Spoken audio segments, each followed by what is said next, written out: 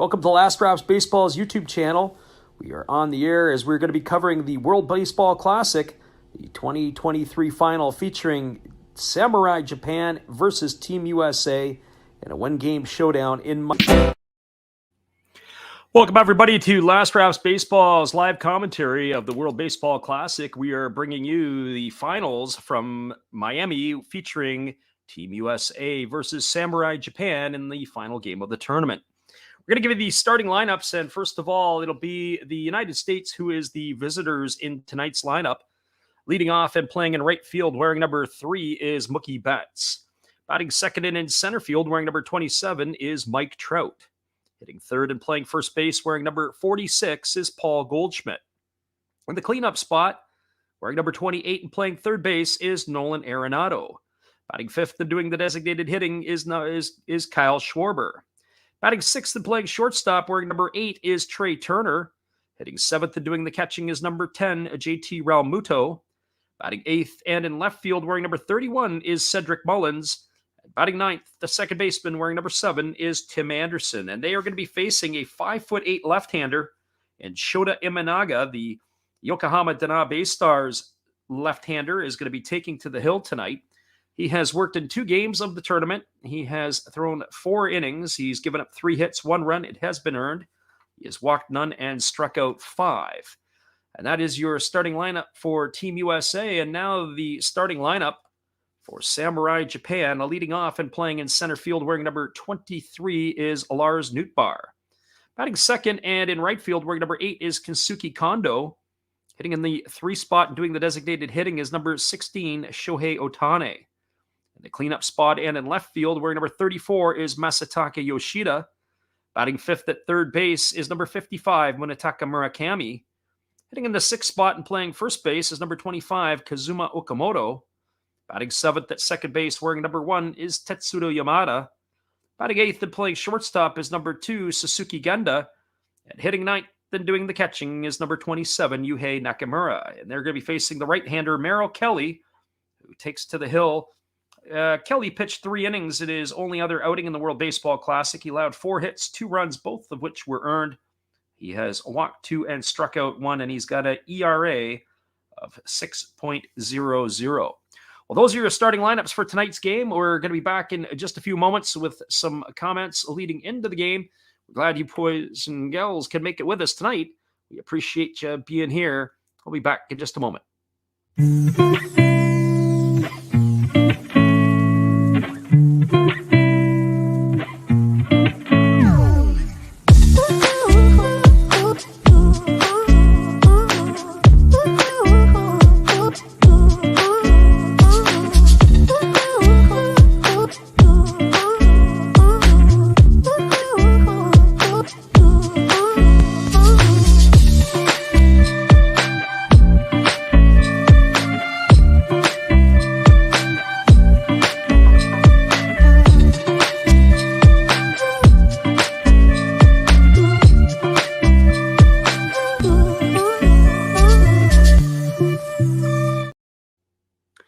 Welcome back, everybody. A little extra pomp and circumstance for this one as both teams are being introduced and they are on the foul lines as the starting lineups are being introduced to the crowd in Miami tonight. It is expected a sellout crowd as the Japanese are going to be taking on Team USA.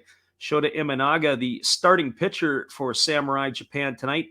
Maybe a little bit of a surprise for some people as it was expected that or anticipated that Shohei Ohtani maybe taking to the hill for Samurai Japan, but maybe he will be used out of the bullpen tonight at some point as he is getting the start as the designated hitter. Well, the national anthems are about to happen for both Samurai Japan and Team USA, and we'll be back here in just a couple moments with all the action as we are bringing it to you with live commentary, Team USA versus Samurai Japan. Hang tight, everybody. We'll be right back after this.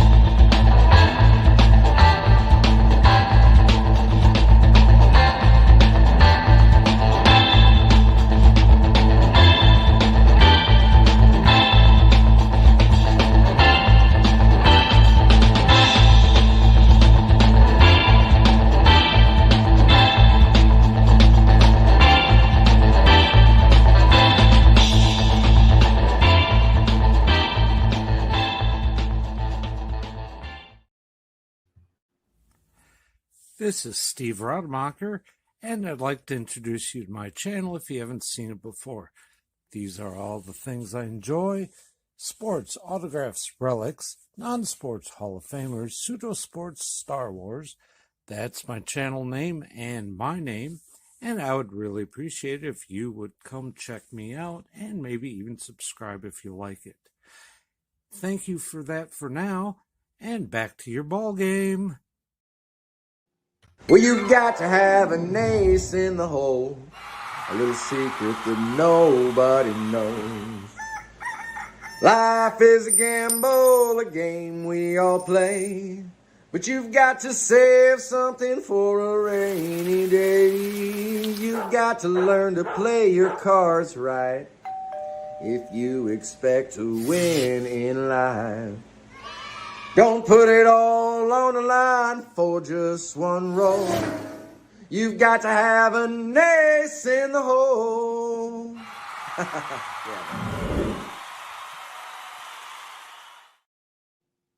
Welcome back, everybody, to Last Raps Baseball's old school radio style broadcast as we are giving you live commentary of Team USA versus Samurai Japan. The pomp and circumstance is over. The national anthems have been sung. Both teams are returning to their dugouts, and we're about ready to get this one underway in just a couple moments. How these two teams got here, it is a little bit different for both, as, of course, the Japanese were in their bracket, and they were in Pool B over on their side of the Pacific Ocean, as they had Korea, Australia, China, and the Czech Republic in their group. They ran the table in their group, and they had to play the second-place finisher of Pool A.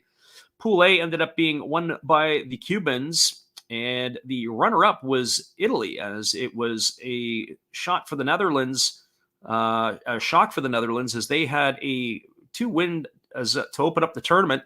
Ended up losing their last 2 games, including the 4th game to Italy, which ended up creating a massive tiebreak situation, as all teams in Pool A were with 2 wins and 2 losses.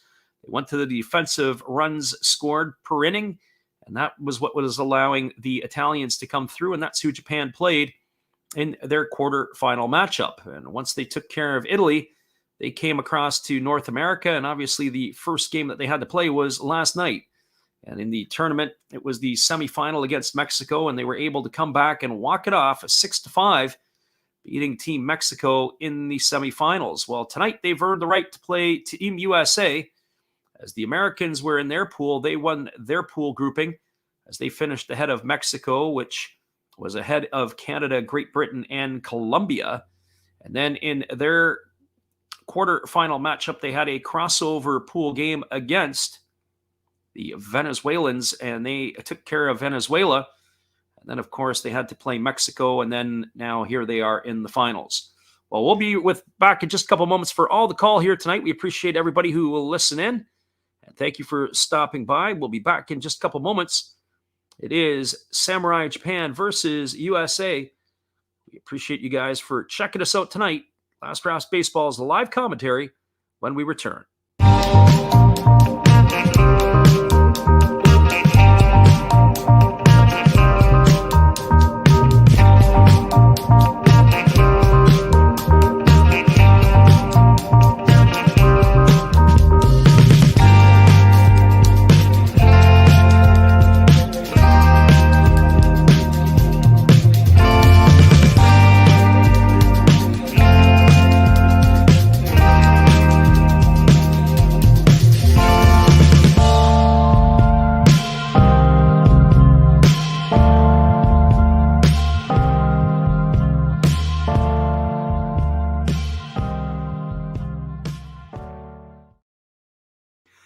Welcome back, everybody. This one is just about to get underway, as there was a bit of a delay as we had both teams introduced to the crowd in Miami.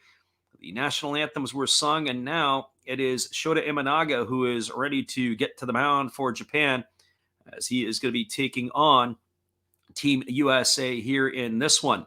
It is a left-hander, a 5'8" left-hander is Imanaga. He plays his club ball for Yokohama Dana Bay Stars in the NPB. So Shota Imanaga is getting the nod tonight. Thought possibly it would have been Shohei Ohtani, But Imanaga is the one. They list him at different spots. Some places have him at 5'10". Some places have him at a little bit different. But Imanaga is the lefty. He's a crafty one. He's 29 years old. He really can work both sides of the plate. He has good command. Last season in the Japanese League, in the Central League, he was 11-4 in 21 starts. He had worked 143 and 2/3 innings, allowing 106 hits, 37 runs, 36 that were earned. He had walked only 29 and struck out 132. He had an ERA of 2.26. So Imanaga will get the nod. He has played his entire career for Yokohama, being the Bay Stars, and in the NPB he has a career 57-46 record, which is fairly impressive. He had started most of the ball games last year, and he's got a number of starts over the course of his career. And that is where we're going to stand here, as Shota Imanaga is the one taking to the hill. As we said before, there was a slight delay in this one because they had the national anthems for both of these famed countries, and we'll be ready to get right back at it again here in just a couple moments. We're going to take a musical break, and then we'll be with you on the call in just a few. Hang tight, everybody. Team USA versus Samurai Japan coming up in a couple of moments.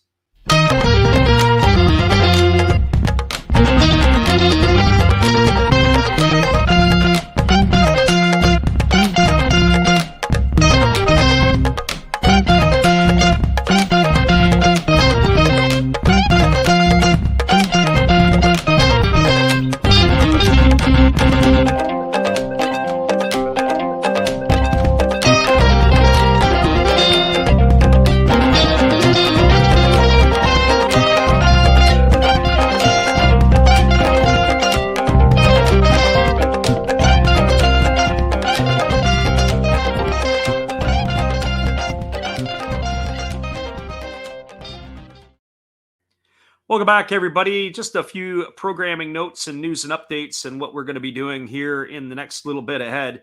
We are going to be calling a couple of Japanese exhibition games over the weekend, as they are about a week and 2 days away from getting their season underway, just as it is in North America. And we will bring the season opener to everybody from the NPB, and that is going to be the Thursday ball game. And that will feature the Hokkaido Nippon Ham Fighters and the Tohoku Rakuten Golden Eagles. The new stadium that has been built in Hokkaido is going to be hosting and playing home to the Hokkaido Nippon Ham Fighters this year, a beautiful retractable dome stadium. So we're excited to bring the action to that, as well as we will be getting our full slate of Major League Baseball games this year as well. Last year, between the Japanese League and the MLB, we ran off over 150 ball games on the channel. So hopefully you can tune in and listen to us, whether it be late night in the East Coast or even maybe even later in some cases on the West Coast, depending upon where you are at. So we are going to be doing some of those, as well as, not to mention, we are going to be in Japan in August. So be sure to check in on our live reports, as we'll be giving some updates on the channel at that point in time of the season as well. So the first pitch is coming up in just a moment. We'll be right back in about 45 seconds with all the action. Hang tight, everybody.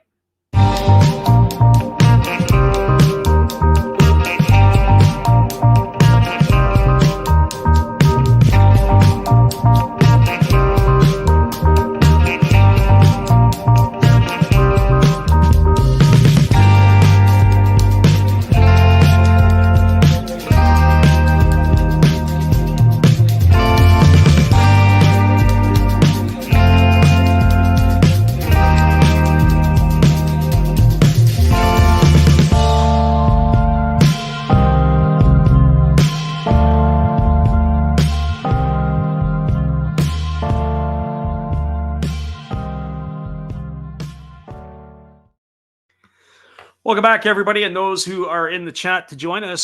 YA2U is here. We got Steve Rademacher, Mick3Y, and Josh S. We appreciate you guys for checking in tonight. The first pitch here is just a couple moments away. It is going to be Mookie Betts, Mike Trout, and Paul Goldschmidt to get things going against Shota Imanaga. A very different game last night between the Japanese and the Mexicans, as the game really didn't get going until about the fifth inning. And that is when the 3-run homer happened, or what was it, the fourth inning last night off of Roki Sasaki, where the 3-run homer was drilled by the Mexicans, and that started the action. Of course, the Japanese came back with a 3-run bomb of their own off of the bat of Masataka Yoshida. And that is where we kind of stand here, as we're now, the Japanese have taken the field, and we are about ready to get this action underway here in just a couple moments. There's still a lot of stuff that is happening. The players are getting their sprints in, they're getting their legs loose, and we are just waiting for the first pitch here in just a couple moments. As we said before, we are a little disappointed in some ways that Shohei Ohtani is not getting the start tonight. It is Shota Imanaga, but that is, Imanaga obviously is a star in Japan. He's maybe not quite got the same pedigree as they do here. Our friend W. Vogs 18 is in the house, and he says, do we have a score prediction for tonight's game? And I think if I had to say so, I think this is going to be a Team USA victory tonight, and I'm going to go 6-4. I don't know where the Japanese are outside of Imanaga with their pitching. And if I had to look at a edge, and possibly maybe the needle swings to the bullpen for Team USA. I think Team USA's back end of their bullpen might be a bit stronger. Whereas if you would have asked me before yesterday's game, I would have thought that for sure they would have went with Yamamoto in this one. Instead, they piggybacked Yamamoto on top of Roki Sasaki, leaving the lefty Imanaga on the hill for tonight. So a little bit curious in terms of what their decision was to use Yoshinobu Yamamoto last night in relief of Roki Sasaki. I would have thought that they would have been saving Yamamoto for tonight's ball game. Our friend Steve Rademacher says 5-2. W. Vog says, why isn't Darvish starting? Well, I don't think Darvish was on the roster. And that is the reason why he's probably not in the ball game, or not in the thing. But that's another piece and another story. A lot of players that are not in the roster for both of these countries, which leave you a scratch in your head. Certainly the Americans at this point would have been well served to have had Clayton Kershaw in the lineup. Of course, Clayton Kershaw is not in the lineup. He pulled out of the Classic just before it was to take place. And imagine what he would be, or what that would give to the Team USA as well. Well, the Japanese have just taken the field, and Shota Imanaga is going to start his warm-up tosses. And as we do that, we're going to introduce you to the umpires for tonight's game, as it is going to be Lance Barksdale working home plate. The Major League umpire, you've got first base umpire John Tumpain. Working second base is Edward Pinales. The third base umpire is Ramayo Alfaro. The left fielder is the Korean Jung-Chi Park. And the right field umpire is Quinn Walcott. And so with that being said, that's been one of the questions I had in this tournament, is why are American umpires officiating American games, and why is there not a more even distribution? I know that North American baseball sometimes considers Major League Baseball umpires also to be the best in the biz, but some of the umpires that are in the Latin countries as well as in Asia do a pretty good job as well. And if you can put those guys on the crew together, they can manage a very good baseball game. That is for sure. And so one would have to think that Korean umpires and Japanese umpires and others would be eligible or able to manage a game of this magnitude. The United States entering to the final here, looking to defend their World Baseball Classic title. And for Japan, they are in the hunt for their third championship. And so Imanaga is just completing his warm-up tosses. And now we are about ready to get this one underway. Defensively tonight for the Japanese, you've got Masataka Yoshida in left field. The center fielder is Lars Nootbaar. In right field, it is Kensuke Kondo. And the infield from first to third, it is Kaz Okamoto at first base. The second baseman is Tetsuda Yamada. At shortstop, it's Suzuki Genda. And the third baseman is Munetaka Murakami. The battery is Shota Imanaga and Yuhei Nakamura. They will be facing Team USA. Well, Imanaga has completed his warm-up tosses. They're throwing the ball around, and we're ready to get this one underway as we speak. So Mookie Betts, Mike Trout, and Paul Goldschmidt to lead it off here in the top of the first inning, and we're about ready to get underway the first pitch of the ballgame. Hideki Kuriyama is the Japanese manager, and the manager for the United States is Mark DeRosa, and they will be pulling the strings in this one here tonight.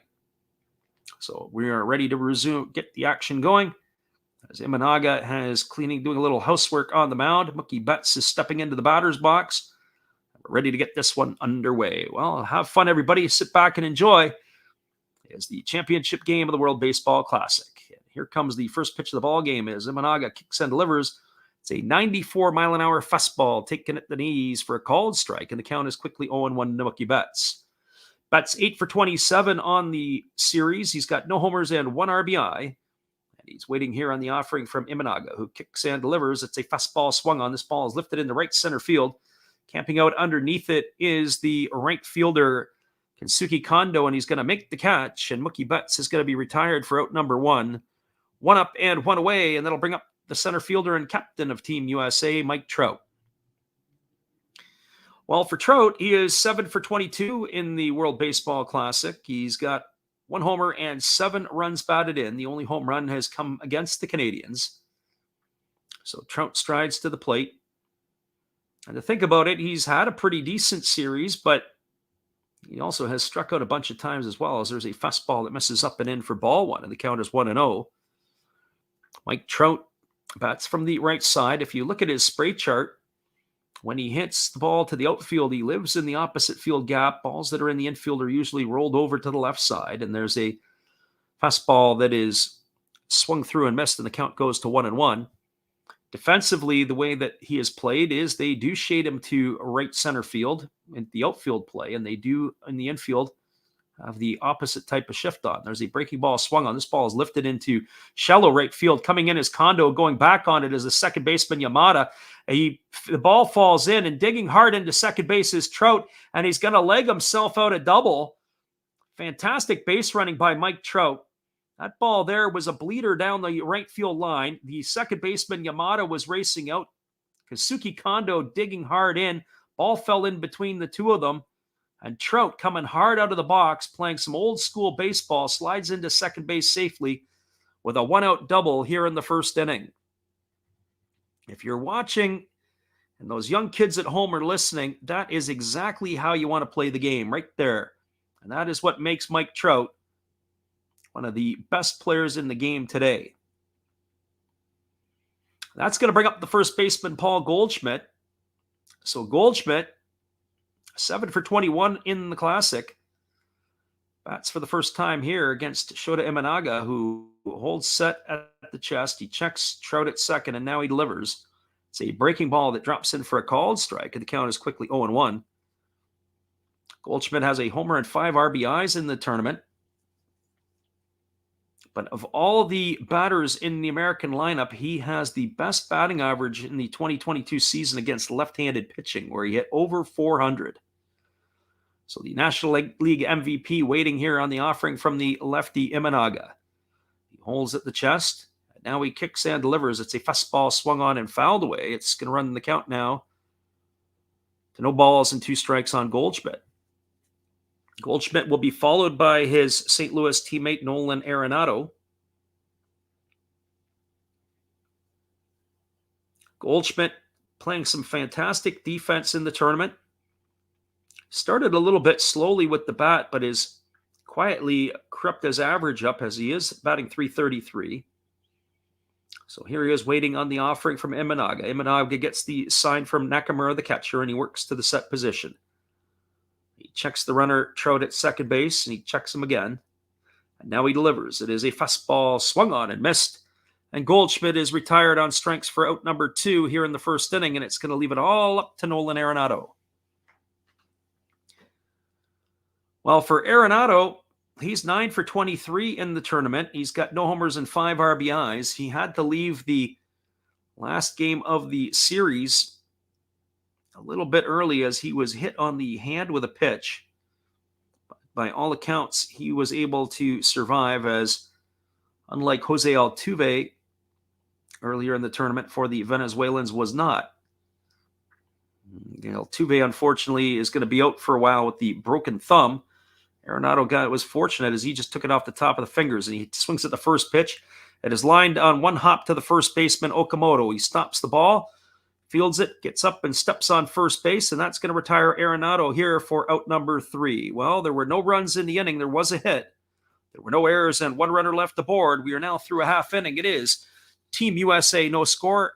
Samurai Japan coming to bat. Stick around, everybody. We'll be back in just a couple moments with all the action right after this.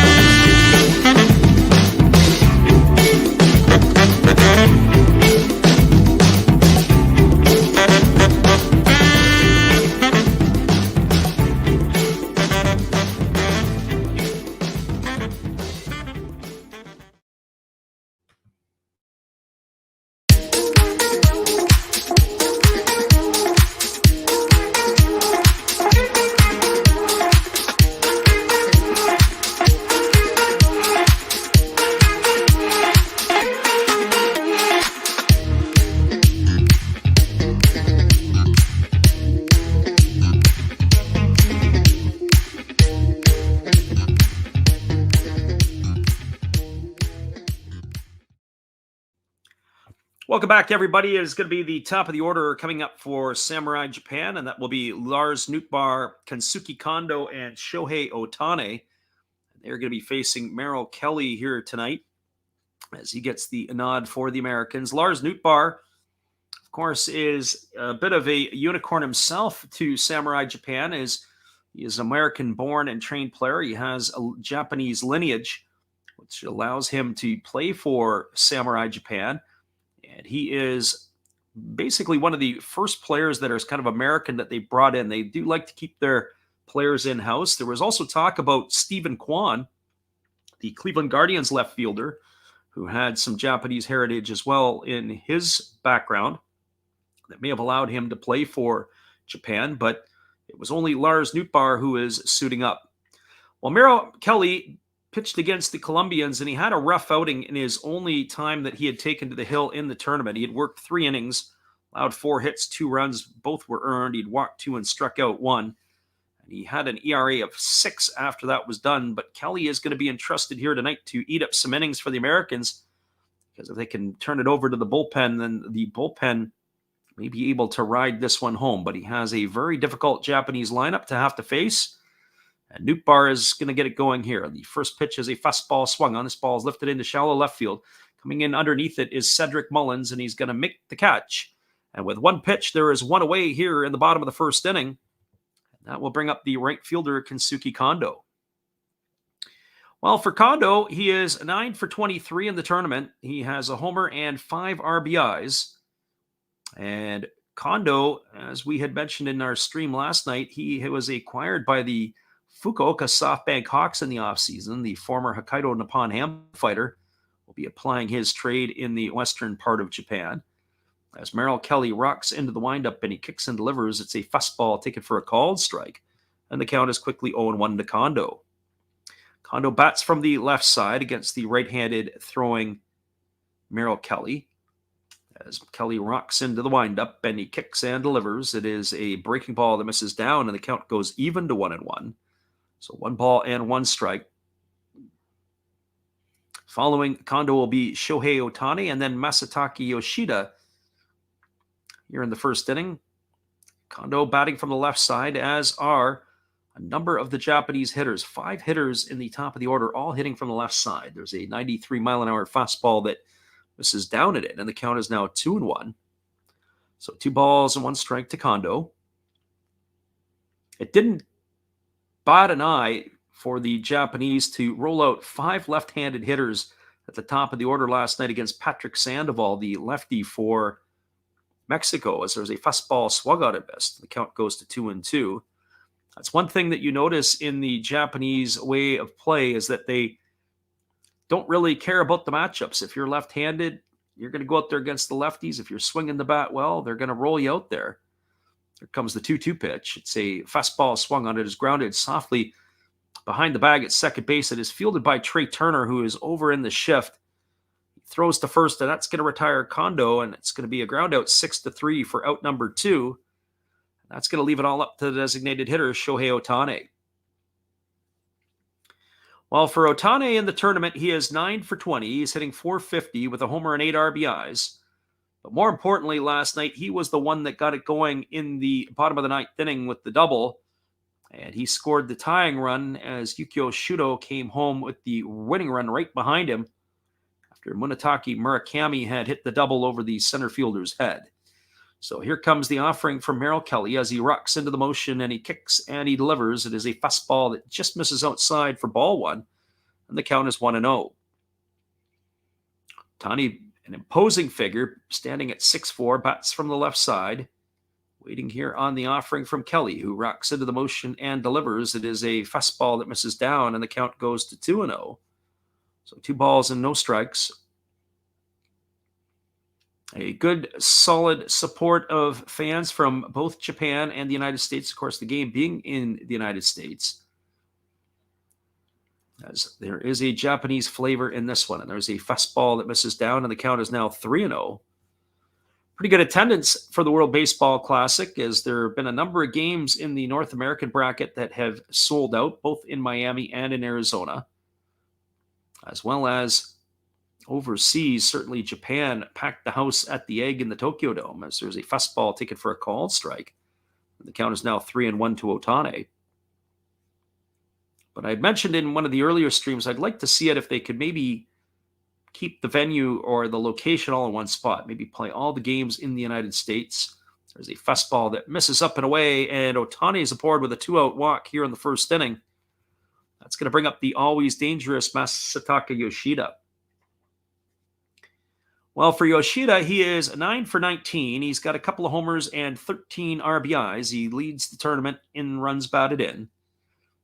He hit a home run last night of the 3-run variety, and it was pretty much a one-handed home run. He was out in front of an off-speed pitch, lost the top hand of the bat, and was able to hit it, and it just stayed to the left of the right field foul pole for a 3-run shot. Well, Merrill Kelly ready to face the left-handed hitting Yoshida, who had signed a $90 million 5-year deal with the Boston Red Sox in the offseason, and he takes the first pitch fastball upstairs for ball 1, and the count is 1-0. For those of you who haven't seen Yoshida hit, he often reminds me of a left-handed hitting Alex Bregman, although I have to say he's not as tense as he was a couple of years ago, but he still is rather rigid at the plate. And here comes the pitch. It is a fastball swung on. It is popped up behind home plate. JT Realmuto races back to the screen, but he's going to watch it drift into the seats, and that's going to run the count even to 1-1. So 1 ball and 1 strike to Masataka Yoshida.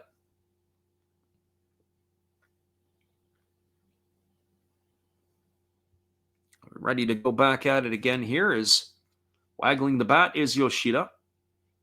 As Kelly gets the new baseball, he checks the runner over at first, and he throws over, and diving back in time is the base runner Shohei Ohtani. So Kelly gets himself a new ball again here, and he's ready to go. As he checks the sign, and again, it's a quick snap throw back, and Ohtani again diving back head first, back into first base. Defensively tonight for the Americans, from left to right in the outfield, it is Cedric Mullins getting the nod in left field. The center fielder is Mike Trout. In right field, it's Mookie Betts. Around the horn from first to third, it is Paul Goldschmidt at first. Second baseman's Tim Anderson. The shortstop is Trey Turner, and Nolan Arenado is the third baseman, with the battery of Merrill Kelly and JT Realmuto. And here comes the offering from Kelly. It is a breaking ball swung on and fouled away, and the count now is 1-2 on Yoshida. As we said, Yoshida is going to be paid to hit in Boston. His drawback is his ability to play defense. On top of that, his arm is a little bit below average, and his base running is an adventure at times. But if he can hit and play pepper with the monster and spray the ball around at Fenway, he is going to be a hot commodity in Boston this year. And here's the pitch. It is a fastball swung on and is line foul down the left field line. It's going to bounce up into the netting, and that's going to keep the count at 1-2. So 1 ball and 2 strikes. It's Last Drafts Baseball's old school radio style broadcast. We're glad you could make it in here with us on the stream. As we said before, don't forget to bookmark, as we're going to be doing the Japanese League games throughout the year, and hopefully you can join us for those calls. We're going to be doing a couple exhibition games this week. Friday evening and Saturday evening North American time, which would be Saturday and Sunday Japan time. And there's a fastball taken for a called third strike. Realmuto dropped it, and then he applies the tag to Yoshida, and that is going to do it here for out number 3 in the first inning. Well, there was no runs in the inning. There were no hits. There were no errors, and there was 1 runner left aboard. We are now through 1 complete. It is Samurai Japan, no score. Team USA, no score. Stick around, everybody. We'll be back with the call in just a couple moments. We appreciate you all for listening in tonight. Here is another Japanese Hall of Fame memory.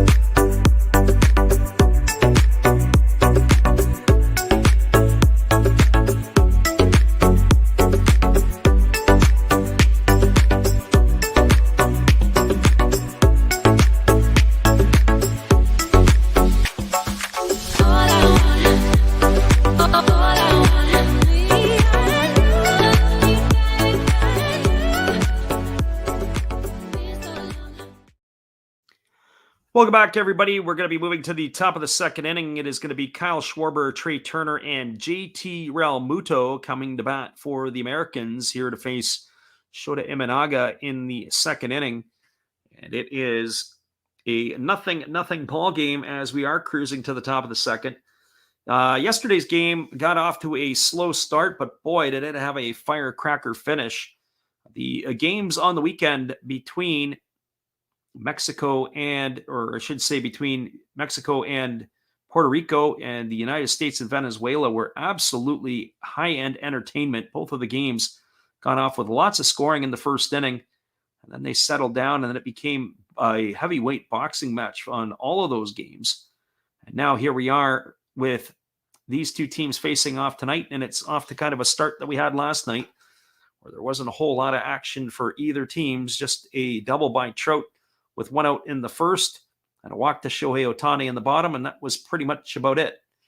So now here we go with the action here in the top of the second inning with Kyle Schwarber getting it going as he bats from the left side against the left-handed throwing Shota Imanaga, and he takes a breaking ball upstairs for a called strike.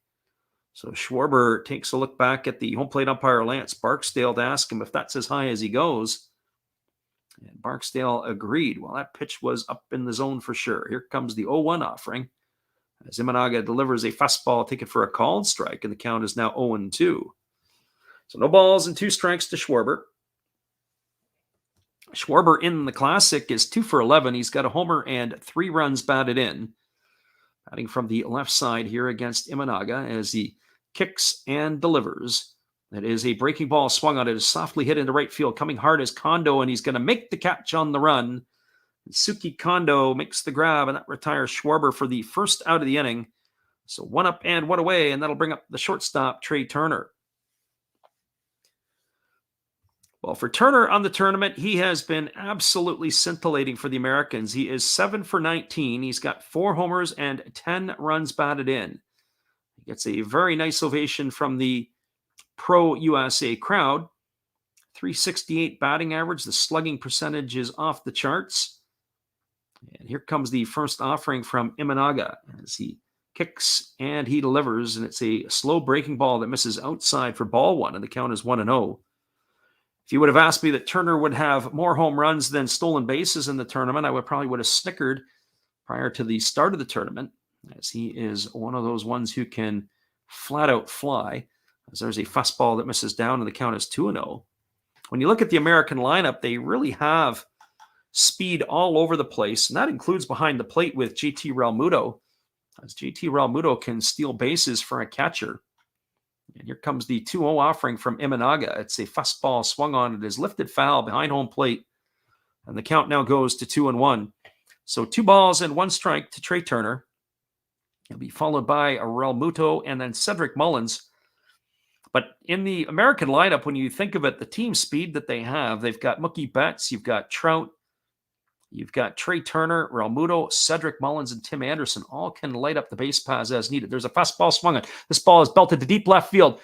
Moving back on his left fielder, Yoshida. He looks up, and it is gone. A home run for Trey Turner, number 5 of the tournament, and that's going to open the scoring here for Team USA in the top of the second inning. As Turner rounds the bases, getting the low 5s from the third base coach, and the Americans are gone up 1-0 here in the second inning on a solo shot by Turner. Well, if the Americans go on to win the tournament, you got to think Trey Turner has got to be considered to be the MVP of this tournament. 5 home runs and 11 RBIs now, and he's batting .400 to this point. Well, that's going to bring up the catcher, JT Realmuto.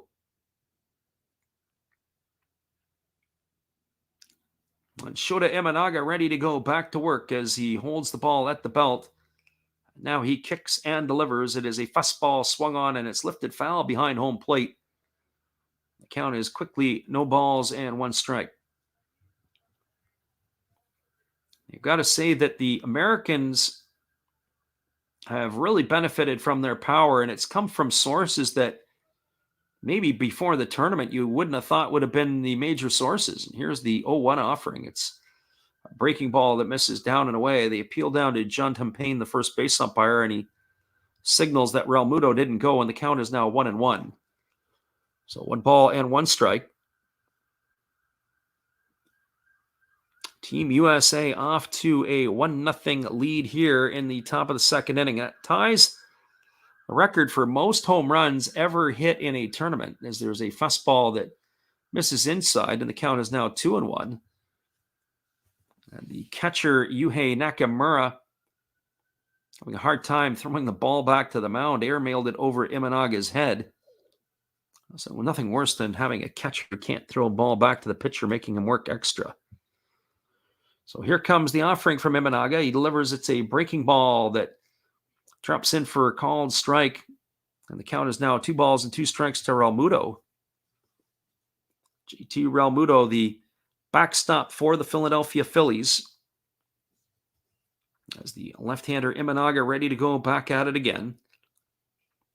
He gets the sign from his catcher Nakamura, and he works to the belt, and now he kicks and delivers. There's a breaking ball that misses down in it, and the count is 3-2. Curious to see just how long the leash on Imanaga will be here, and at what point the Japanese will start making it a bullpen rest of the way. If Imanaga can give them a couple of times through the order, one would think that they'll start moving their chips to the bullpen. And there's a fastball swung on. This ball is hit foul down the right field line, and the count remains full to Realmuto. So 3 balls and 2 strikes. There's another perfect atmosphere, at least in terms of temperature, in the Dome in Miami. 72 degrees at first pitch. They said one thing that I look at when I watch this game is just, it seems like it's rather dark in the Dome in Miami. And here's the pitch. It's a fastball swung on. This ball is lined through the 6-hole into left field. That's going to be back-to-back hits, as Realmuto has got himself a single here. That's going to bring up the left fielder, Cedric Mullins. And Cedric Mullins, he is 2 for 6 on the ball game with a homer and a couple of RBIs. Or I should say on the series. Mullins came in last night and homered in the at-bat against, or I should say a couple of nights ago in that game when they were blowing out the Cubans. He hit a solo shot, so Cedric Mullins gets the nod tonight. Left field's been a bit of a revolving door for the U.S. Last night it was Schwarber getting the nod, and the game before Kyle Tucker, and there's a fastball that misses upstairs, and the count is 1-0 to Mullins. I don't know what the rationale for Mark DeRosa is to put the players out there, but when you have a player like Mullins and you've got Tucker and you got Schwarber, it's quite the luxury of talent that you have at your disposal. And here comes the 1-0 offering. It's a breaking ball that drops in for called strike, and the count is 1-1. Tim Anderson will wait his turn on deck. And it's quite something when you've got Tim Anderson batting in the 9 spot. There is action in the Japanese bullpen. It is Shoshi Togo, the Yomiuri Giant right-hander, who is up and throwing. As the left-hander Imanaga delivers, it's a breaking ball swung on and missed, and now the count goes to 1-2 on Cedric Mullins. So 1 ball and 2 strikes it is. Left-hander Imanaga ready to go back at it again. Gets the sign from his catcher Nakamura, and he works to the chest. Checks the runner at first, checks him again. And now kicks and delivers. It's a fastball taken for a called third strike. Mullins stood there like the house by the side of the road and watched it go by for out number 2. That is going to do it for Cedric here in the 2nd inning, and it'll bring up the second baseman, Tim Anderson.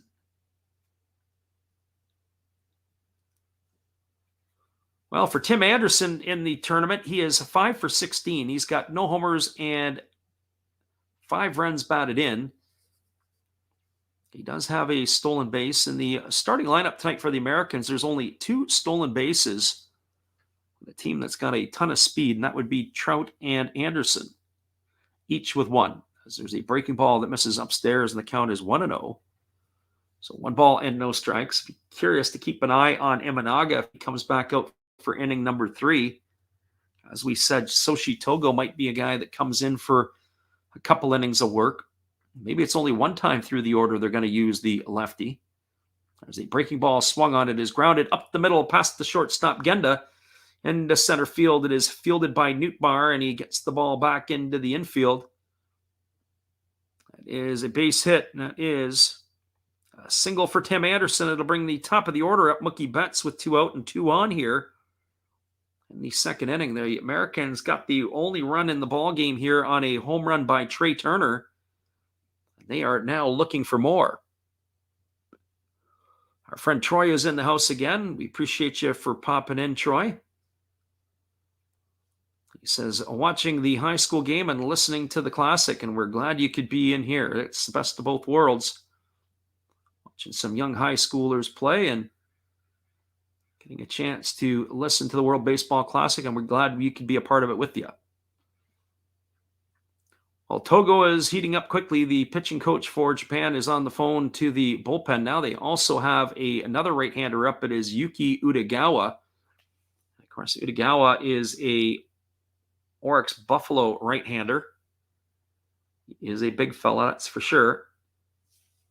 So the lefty Imanaga holds set. He checks the runner at second, and now he delivers. It is a fastball swung on. This ball is belted to deep left field. Moving back at the edge of the warning track is Yoshida.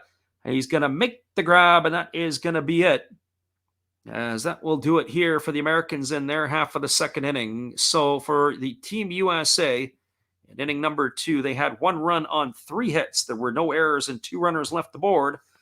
We are now through 1.5 innings. It is Team USA 1, Samurai Japan no score.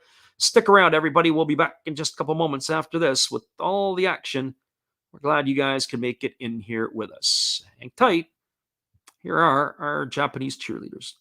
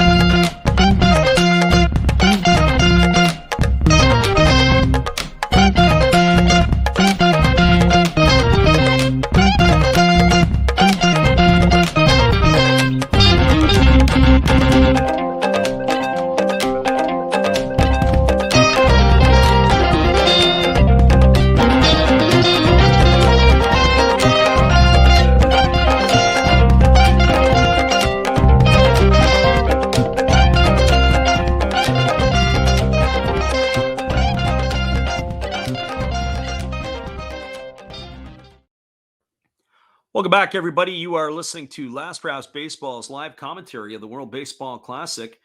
We are bringing the championship game 2 as we cruise to the bottom of the second inning. It is 1-0 for Team USA over Samurai Japan. The USA run came on a solo shot by Trey Turner with 1 out in the top half of this inning.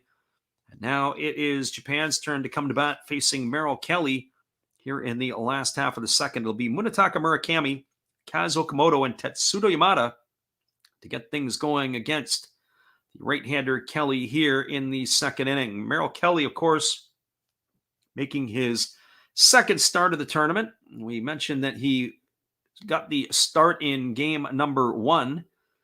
And the start in game number 1 of the tournament was against, or his first start of the tournament was against Colombia. And he got roughed up and he got chased in that one there, as he had given up 4 hits and 2 runs in 3 innings of work. It was a tough night for Team USA against the Colombians that night, or specifically for Merrill Kelly. So here we are back to the live action as he kicks and delivers a first pitch fastball swung on. This ball is belted to deep right field.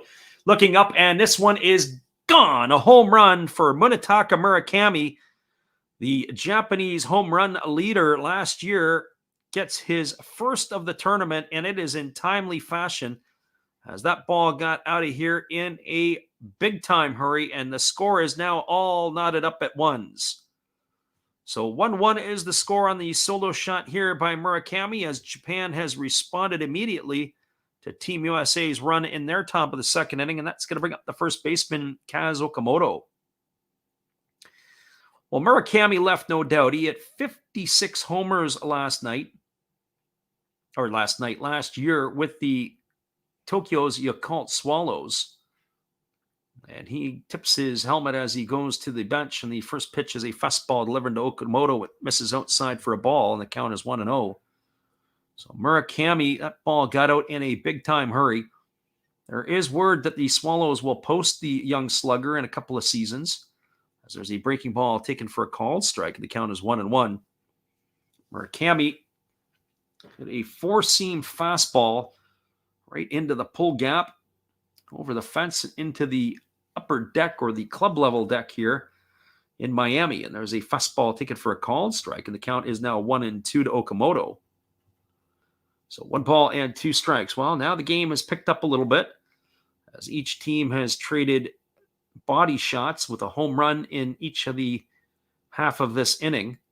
There's a breaking ball swung on. This ball is lifted into right field. It's going to get down for a base hit in front of Mookie Betts. And Okamoto is going to be aboard with a single here, and that's going to bring up the second baseman, Tetsudo Yamada.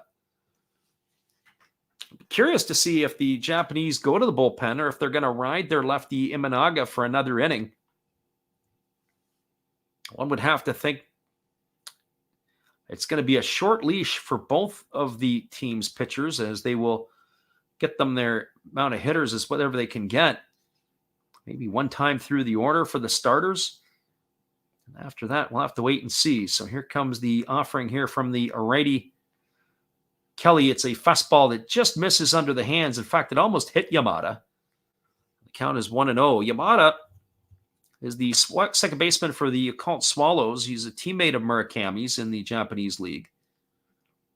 And Yamada was locked up a few years ago. He probably will never come to North America.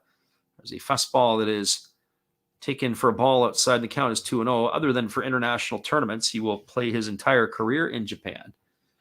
And when you think about it, for some of these Japanese players, and we were talking about it a little bit the other night, the amount of money that they can make, plus the lack of travel that there is a huge difference maker. And there's a fastball swung on and fouled away, and the count is 2-1. And you think about it, if you take the Shinkansen, or the train that will go from Tokyo to Osaka, it's under 4 hours, and you can get a flight to fly between the two cities in 45 minutes. Well, there's 2 major clubs in Osaka, and there's 5 in the Tokyo area, so 7 of the 12 teams are based in those 2 areas, and only 45 minutes apart by a plane ride. There's a breaking ball that misses up, and then the count is now 3-1. On the flip side of the coin, when you got to go from Los Angeles to New York City, that is a heck of a haul, going across the continent to have to play games.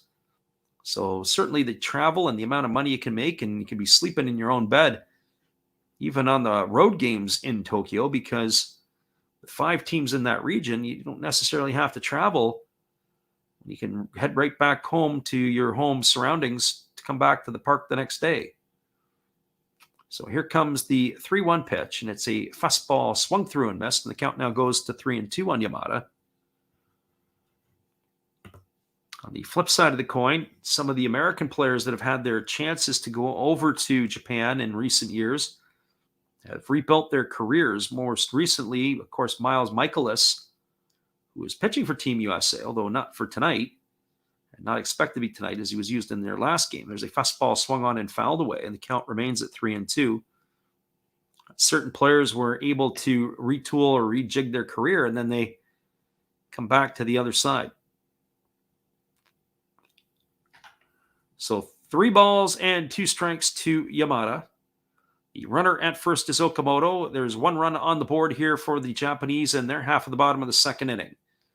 We're knotted up at 1s. And here comes the offering from Merrill Kelly. It is a fastball swung on. It is lifted into right field. Moving back on it, and just in front of the warning track is Mookie Betts. He makes the catch. That is going to retire Yamada for the first out of the inning. So 1 away, and that'll bring up the shortstop, Suzuki Genda.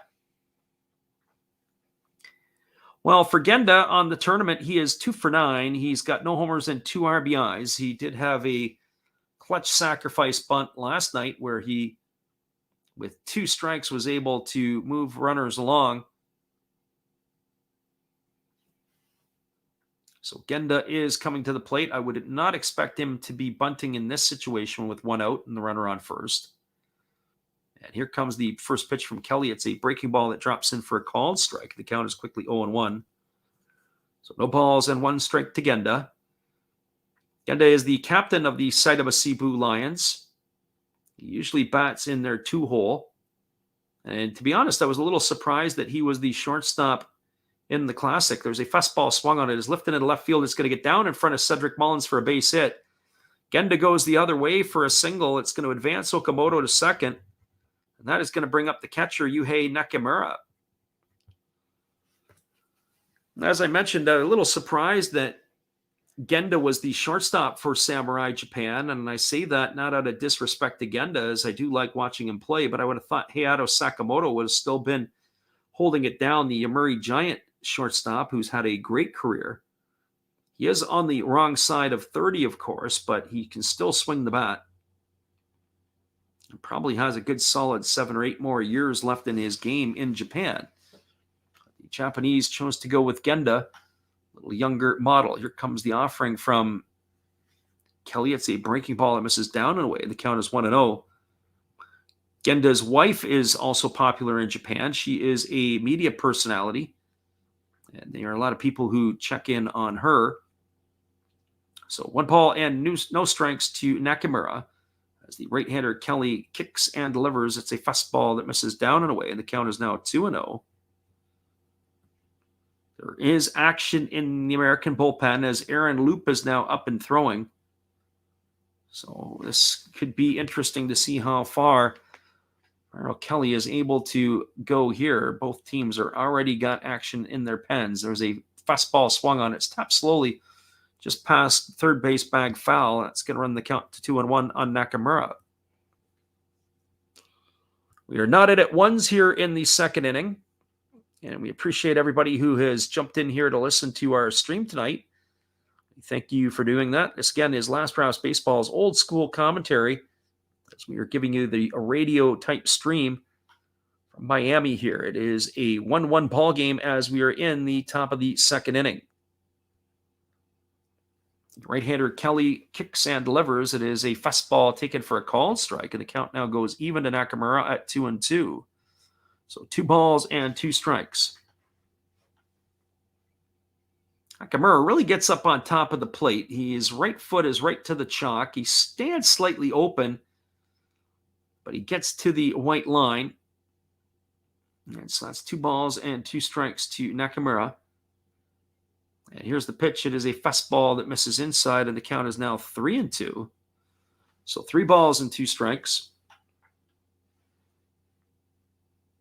Merrill Kelly will probably have a 5-alarm call here if he is not able to get Nakamura out. Top of the order, Lars Nootbaar waiting on deck. And here comes the 3-2 pitch to Nakamura. As Kelly delivers, it's a fastball that misses off the outside corner. That's going to be ball 4, and it's going to load the bases full of Samurai Japan hitters. And that's going to bring the top of the order and Lars Nootbaar to the plate. More importantly, there is in the American dugout, they are moving around a little bit, but they haven't gone out to the mound yet. Mark DeRosa is walking about. They have Brady Singer up getting loose, and Aaron Loop is, as we said, getting himself going. It's the Singer is actually doing some banding work right now, probably to get himself ready. I would think that he would start an inning clean, whereas Aaron Loop would probably come in a situation where he's going to get a single out. And it is the left-handed hitting Lars Nootbaar striding up to the plate. He is 0 for 1 tonight. He flew out his first time up to the left fielder Cedric Mullins. And now Mark DeRosa is on his way out to the mound. Well, if DeRosa is coming out, that probably signals that his day is done and Merrill Kelly is finished. They are going to go to the bullpen. He is not going to see anybody a second time around. So the bases are loaded with 1 gone, 1 run already on the board for Samurai Japan, and Mark DeRosa has called for a pitching change. Aaron Loop is coming in. We're going to take a timeout here. We'll be back in just a couple moments. Appreciate everybody for being here with us. We'll be right back after this from our friend, Steve Rademacher. Hello, guys. Thank you for joining Freddie here on his baseball game. And I'm Steve Rademacher, and my channel is really all about everybody, including all my international friends. We have such stuff as non-sport packs from Canada, the OP cheese. We have the Greek Freak. We have money from around the world. We have lira. We have yen. We have francs. We have pounds. We have Deutschmarks. We have all kinds of cool stuff like that. We even have some cooler things like Japanese women wrestlers and OPC baseball cards where I cannot read the back. We even have unopened material like the royal family, I know it's backwards, from London, England. Thank you for watching. Back to Freddie.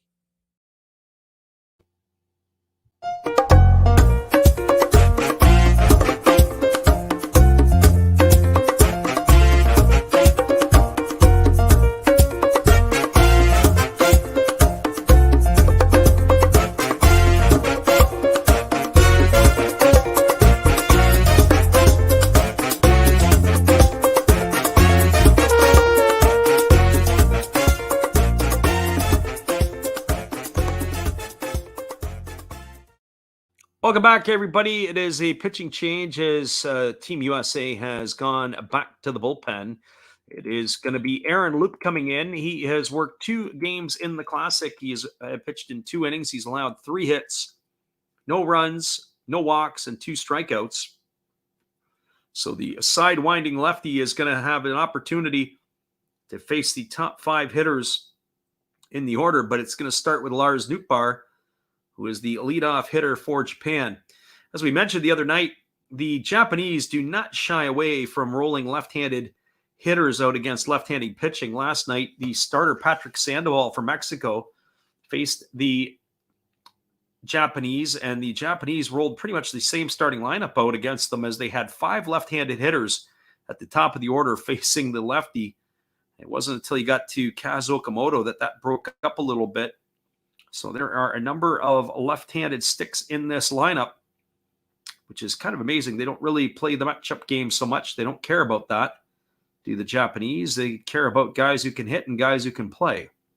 So Lars Nootbaar is going to be stepping in here. The runner at third is Okamoto. Genda is at second, and Nakamura is at first.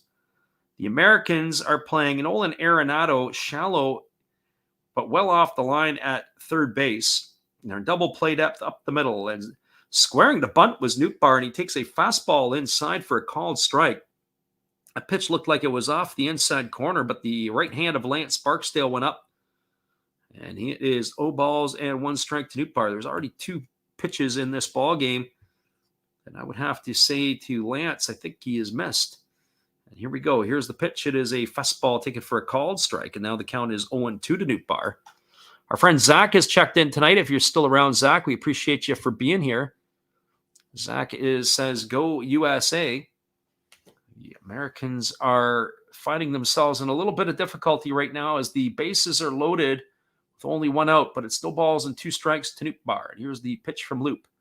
It is a fastball swung on. It's grounded softly over to first. It is fielded by Goldschmidt. He flips it over to Loop covering, and that is going to retire the batter runner Nootbaar at first. It's going to go down as a ground out 3-1, but the Japanese are going to score another run as that is going to bring in the runner Okamoto from third. Everybody else is going to advance a base, but an RBI ground out by Lars Nootbaar.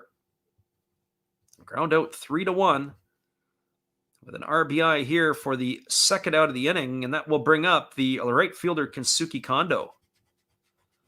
Well, if you're going to get somebody, this is the guy you got to get. You got to retire Kondo. You certainly don't want to face Shohei Ohtani because this has all the makings of a big inning, as Japan is now up 2-1 here in the last half of the second.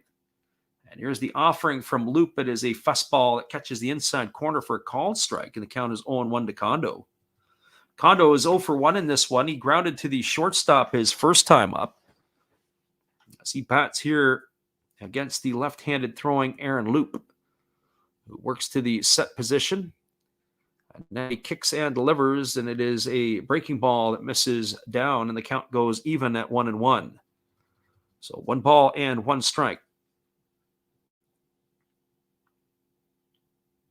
It is the Samurai Japan against Team USA in the final of the Classic.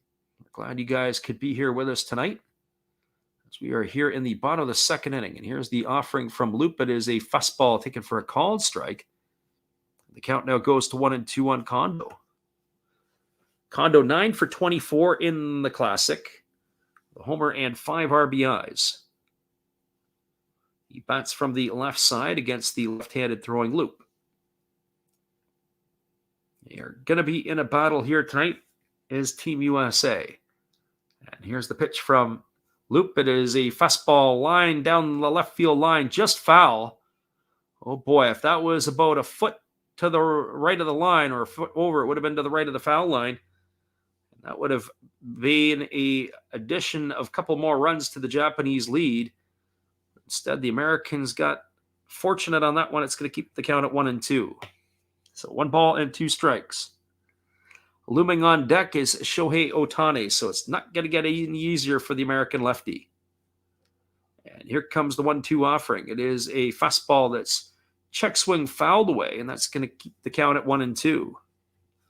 So 1 ball and 2 strikes it is. For those of you who are interested in the call of Japanese games, we'll be resuming our action this weekend, as there are a slate of NPB exhibition games that will go on, and it'll be Friday and Saturday North American time, as we can bring you all that action. So 1 ball and 2 strikes to Kondo, as he is waiting here on the offering from Loop. And the lefty kicks and delivers. It is a slow breaking ball swung on. It is lifted into center field. Moving over underneath it is Trout. He's going to make the catch, and that is going to do it here for the Japanese in their half of the second inning. Well, they got 2 back after the Americans had a home run from Trey Turner in the top of the second inning. It was Munetaka Murakami hitting the home run to tie it up. And an RBI ground out by Lars Nootbaar has made the score 2-1. So 2 runs in the inning on 3 hits. There were no errors and 2 runners left the board. We are now through 2 complete. Samurai Japan 2, Team USA 1. Stick around, everybody. We'll be back at the call in just a few minutes. We're glad you guys could jump in here with us tonight. Here is our friend Matt. Good evening, ladies and gentlemen. Namaste. Hey, I hope you guys have been enjoying the game. My name is Hollis. I've got a YouTube channel called Another Hollis Build. I love baseball cards. I open up brand new product for you guys. I open up old stuff. I do breaks. I do auctions. All kinds of stuff concerning baseball. I'm Friars faithful, Padres to the end. I also love Garbage Pail Kids and my animals. I have a ton of animals. It's like a mini petting zoo here around my house. I also love my city. San Diego, baby. I'll take you all around the city and show you what's up. If you guys dig stuff like that, cruise on over and check it out. It's Another Hollis Build. If you dig it, subscribe. I'd really appreciate to have more follow me along on the journey. Hey, either way, you guys have a wonderful day or a beautiful, beautiful evening. No matter which one it is, make sure that you make it great, my friends. Big up Last Raps Baseball. Yeah, Freddie, let's go. One love and peace. Yeah, man.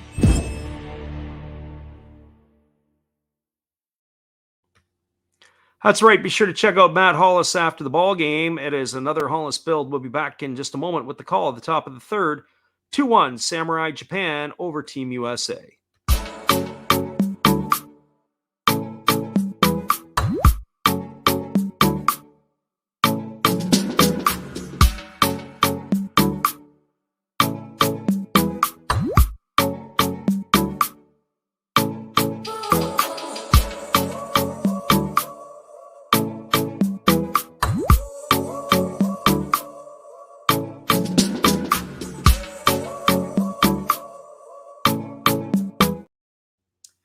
Welcome back, everybody. We are moving ourselves to the third inning, and we have Zach in here earlier. We gave him our acknowledgement. Hopefully you're doing good, Zach. He is a fan of the Atlanta Braves. Our friend Troy, he certainly likes his Arizona Diamondbacks, and we are going to be calling some MLB games again this year.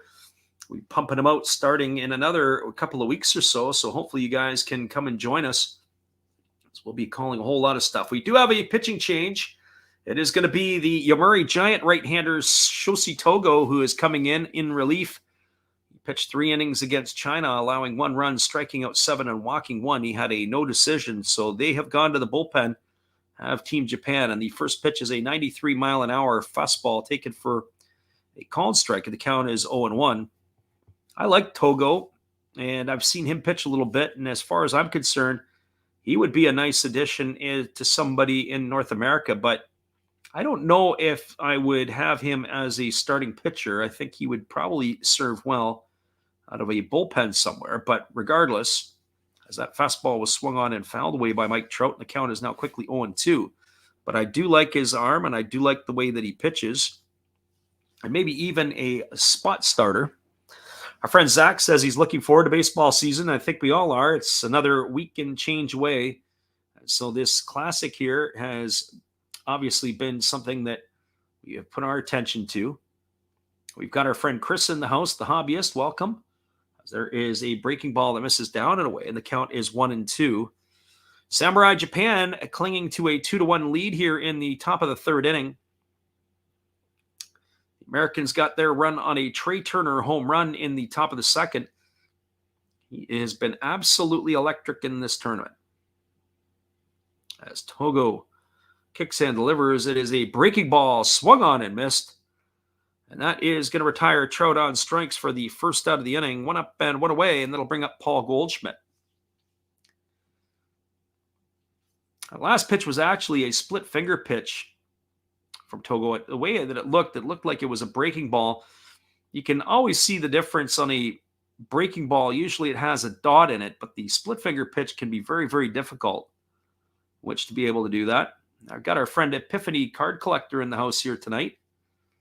We thank you for being in here with us. Paul Goldschmidt takes that first pitch for a ball, and the count is 1-0. Goldie 0 for 1 tonight as he struck out his first time up, and there's a fastball taken for a called strike, and the count is now 1-1. So Shoshi Togo ready to go back to work as it's 1 ball and 1 strike on Goldschmidt, who kicks and delivers. It is a breaking ball swung on. It is lofted down the left field line. Racing over and underneath it is Masataka Yoshida. He's going to make the catch. That's going to retire Goldschmidt for the second out of the inning. So 2 up and 2 away here. And that is going to bring up Nolan Arenado. The Americans have a left-hander up in the bullpen, and he's heating up like he wants to come into the game, and that's Kyle Freeland. I don't think I've seen Freeland pitch in the Classic yet, but of course I haven't seen all of Team USA's games. But he is getting ready to come in, it looks like, and maybe he'll relieve Aaron Loup. I don't know what the leash on Loup would be like. So Nolan Arenado waggling the bat, and the pitch from Togo is a 93-mile-an-hour fastball that misses upstairs, and the count is 1-0. So a couple players that I would have thought would have maybe joined in the tournament for Japan, and there's a fastball swung on it. It's popped foul. It's going to reach the seats over on the first base side. The count is 1-1. Is Morishita, the pitcher for the Carp. He is a power arm, mid-90 fastball as a starter. I would have thought he would have been here. Obviously, Kodai Senga, who is with the New York Mets, is not with Team Japan for this tournament. And Yu Darvish with the San Diego Padres, also not with Japan. So it would have been interesting to see how they would have done had they had a couple of those. As there is a split-figure pitch that misses down, and the count is 2-1. So 2 balls and 1 strike to Nolan Arenado. As Togo rocks into the windup and he kicks and delivers, there's another split-finger pitch misses down. They appeal over to the first base umpire, John Tumpane, because they thought Arenado may have offered. But that is going to run the count to 3-1. We'll get a look at the replay there, and I have to agree with Tumpane. I don't think he went far enough. And I don't think he offered at that pitch. But 3 balls and 1 strike it is. And here's the offering from Togo. It is a fastball that misses low and in, and that's going to be ball 4. So Nolan Arenado is going to get himself a 2-out walk here, and that's going to bring up the designated hitter, Kyle Schwarber. So it just seems in the last couple of nights where things start to happen and unravel, it all comes apart with 2 outs. We saw it last night for the Mexicans as it was Luis Arias who had a 3-run homer, but all of the runners that got on ahead of him all came with 2 out. And so we've had that happen a few times in the last couple of games where it looks like the pitcher is sailing on through the inning. He gives up a walk, and the next thing you know, it's a 2 or a 3 spot on the board. And here's the pitch to Togo. It's a fastball swung on. It is popped up on the third base side of home plate. Coming over is the catcher, Nakamura, but he's going to watch it drift into the seats. And it looks like a man from Fort Lauderdale, Florida is going to walk away with that one. Making it in for the trip. It's going to be 0 balls and 1 strike to Schwarber.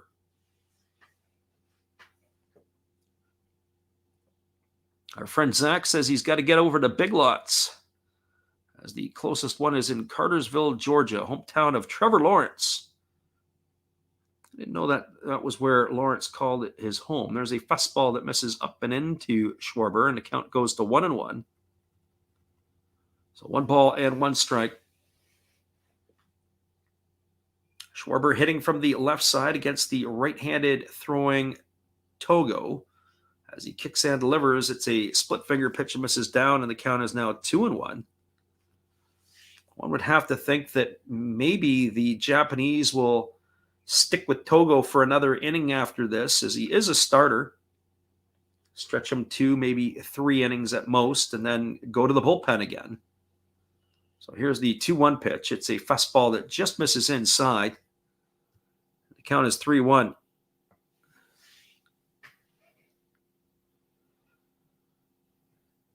So 3 balls and 1 strike to Schwarber. Arenado, the runner at first with 2 gone here in the 3rd inning. Trey Turner is waiting on deck. You certainly don't want to face this guy. He's got a hot bat. There's a fastball swung on and fouled away, and the count is 3-2. And you probably don't want to face him with ducks on the pond, because that is where he could probably do the most damage. It's been fun to watch Trey Turner in this tournament, whether you're a fan of the Philadelphia Phillies or not, or whether you're just a fan of Trey Turner. He's played very well for the Americans in this tournament, that is for sure. And on top of it, he's played very well defensively. Probably the biggest knock that he has is sometimes his glove, as there's a split finger that misses down. And that's going to be ball 4. Schwarber's got himself a walk, and it's back-to-back walks issued by Togo. That's going to bring Trey Turner to the plate. And it's also going to bring the pitching coach out to the mound, as Samurai Japan's pitching coach is making a sprint out to the right-hander Togo, probably to talk about what's going on here with the American shortstop, who is absolutely abusing opposition pitchers in this tournament. So Trey Turner, ready to hit here, has got his average up to 400 on the tournament, 8 for 20 with 5 homers and 11 RBIs. As we said, if the Americans win this one here tonight, if he's not the MVP, there needs to be an investigation.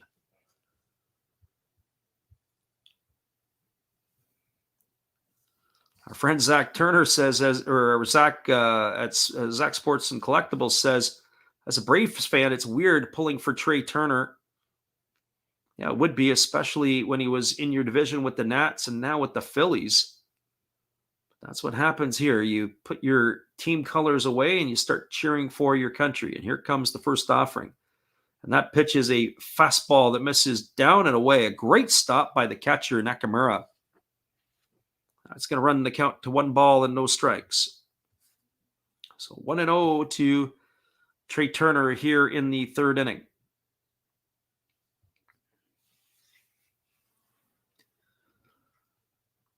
So we've got the right-hander Togo ready to go back at it again. He gets his sign from the catcher Nakamura. Trey Turner waggling the bat. And here comes the offering. It is a fastball swung on and missed. The count is now 1-1. That last pitch registered at 92 miles an hour.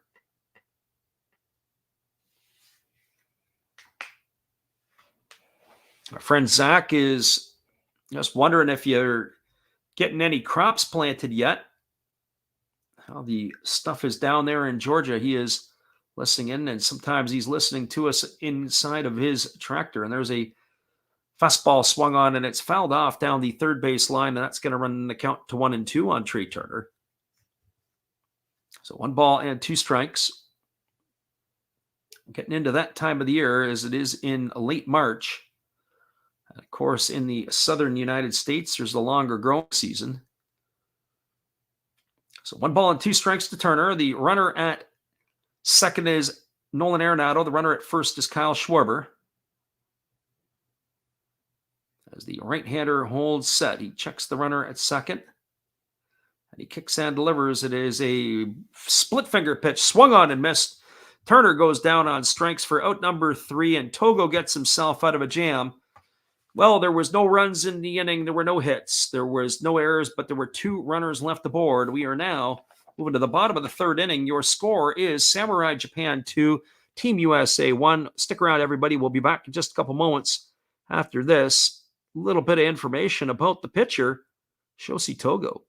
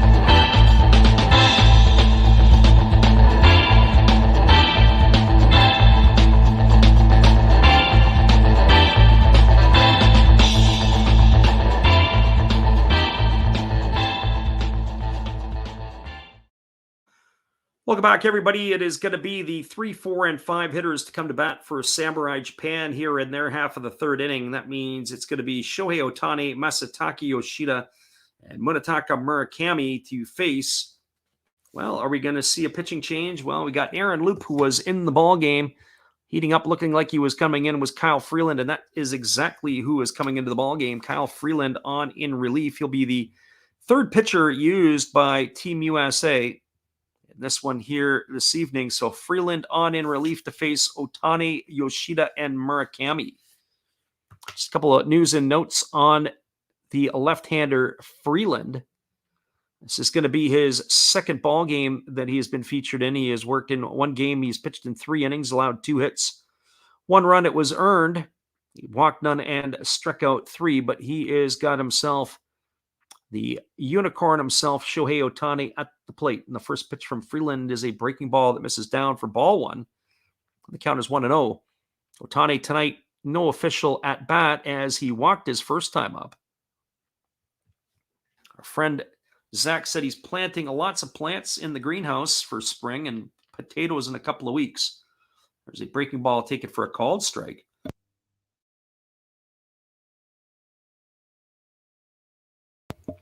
One ball and 1 strike it is to Otani as he waits here on the offering from the lefty Freeland, who kicks and delivers. It is a breaking ball swung through and missed. And the count now goes to 1-2. Our friend Epiphany Card Collector says we're still getting rain here and waiting to see if the lake above us is going to flood more of the area. I'm not sure where Epiphany calls his home, as there's a breaking ball that misses down and away, and the count is 2-2. Certainly parts of North America have received quite a bit of precipitation here, rain and snow. But for most of North America, I think the snow is probably in the rearview mirror now. As there's a breaking ball that misses outside, and the count goes to 3-2 on Otani. So the lefty Freeland working again, gets the sign from Realmuto. He delivers. It's a breaking ball taken for a called third strike. Otani stood there like the house by the side of the road and watched it go by for out number 1 here in the 3rd inning. And that is going to retire Otani for out number 1. Our friend Epiphany says he's in the Porterville, California, in the Central Valley. I had a fellow who worked for me for a couple of years. He played his college ball at Porterville. There's a fast pitch fastball delivered to Masataka Yoshida. It's taken for a ball inside for a 1-0 count. So 1 ball and no strikes to Masataka Yoshida. As the lefty Freeland delivers, and it is a fastball that misses just under the hands, and the count now goes to 2-0. So 2 balls and no strikes to the Japanese left fielder. Yoshida's 0 for 1 tonight. He struck out looking his first time up, and here's the pitch. It is a breaking ball that misses down and away, and the count is now 3-0. For the tournament, he is 9 for 20 with a couple of homers and 13 RBIs, but no bigger homer than the one last night to tie the ball game at 3. There's a fastball that misses upstairs. It's going to be ball 4 as Masataka Yoshida has drawn himself a 1-out walk, and that'll bring up the power-hitting third baseman for Japan, Munetaka Murakami. And Murakami has got a home run tonight in his only trip to the plate.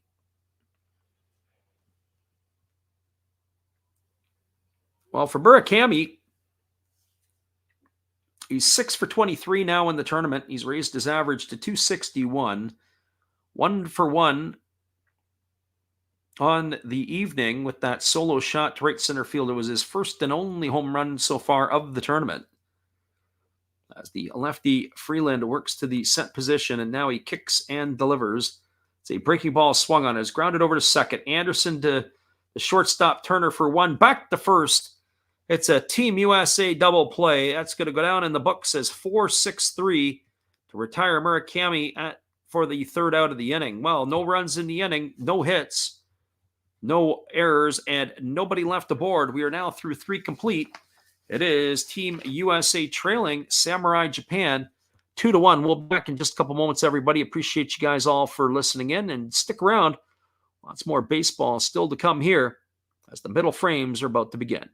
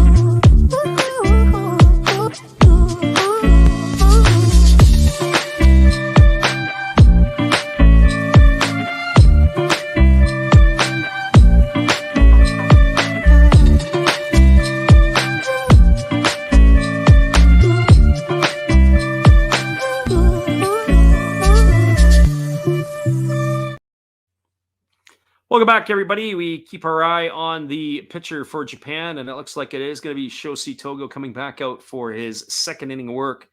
He is going to be facing the bottom third of the batting order. It'll be JT Realmuto, Cedric Mullins, and Tim Anderson for Team USA. The Americans have used 3 pitchers tonight in Merrill Kelly, Aaron Loop, and Kyle Freeland. And the Japanese so far have only used 2 in Imanaga and Togo. I personally think that if this game has to get down to the bullpens, you get in the 7th inning beyond, if the Americans are close or have the lead, I think the needle points toward Team USA. If it is a bigger or more healthier lead, then of course I think obviously the needle is pointing to Japan. But I think the bullpen, in my opinion, is going to be pointed towards the USA for those last 2-3 innings in this particular scenario. So here we go as we're back at it here. Shoshi Togo ready to face Realmuto, and the first pitch is a fastball swung on and missed. The count is 0-1. Realmuto tonight is 1 for 1. He's 6 for 9 in the tournament. He's been splitting duties with the Dodger catcher Will Smith, but there really isn't anything splitting about his offense. He has been very productive in the series, as there is a breaking ball that misses down and away, and the count is 1-1. But JT Realmuto has been everything and more here for Team USA in this tournament so far, as he swings through a changeup, and the count is now 1-2. You don't see a lot of Japanese changeups, but that would have been one of them there. They are generally fastballs, splitties, and breaking balls. But Togo flashed something a little different there. And here's the pitch to Realmuto. It's a breaking ball swung on and tap foul over on the third base side. It's going to keep the count at 1 ball and 2 strikes. So 1 ball and 2 strikes it is. Realmuto, the big strapping catcher for the Philadelphia Phillies. He also used to play his home games in Miami. He was originally broke in with the Marlins. Yet another Marlin player who has gone somewhere else. There's a fastball swung on. It is lined to short, and it is caught by Suzuki Genda, and that is going to retire Realmuto for the first out of the inning. So 1 up and 1 away, and that'll bring up Cedric Mullins to the plate. Well, for Cedric Mullins, he is 0 for 1 tonight. He got called out on strikes back in the 2nd inning. He is 2 for 7 in the Classic. As the right-hander Togo rocks into the motion and he delivers, the pitch is a split finger pitch swung on and missed, and the count is 0-1. Togo is looking like he is starting to settle down here, which makes me wonder if we're going to start to see him for another round through the order here. And there's a fastball swung on. It's popped up over on the third base side. Coming over underneath it is Murakami, but it's just going to drift off the top of the dugout and into the stands behind the third base dugout. And the count is now 0-2 to Mullins. So no balls and 2 strikes it is. Mullins batting from the left side. As we said at the top of the stream, he got the nod in left field tonight. Kyle Schwarber started the other night for the Americans. We've seen Kyle Tucker. And here comes the offering from Togo. It is a split finger pitch and misses down and away, and the count is 1-2. Tim Anderson to follow Mullins here in the top half of the 4th inning. As the righty Togo rocks into the motion and delivers, it is a fastball that just misses down low. Well, if I had to be keeping track of the Lance Barksdale missed calls, that would be another one right there. That would be number 3 tonight. So a ball down here to Togo, and it runs the count to 2-2 as he rocks into the motion and delivers. It's a fastball swung on. It's popped up. It's going to drift into the seats over behind first base. That is going to keep the count at 2-2.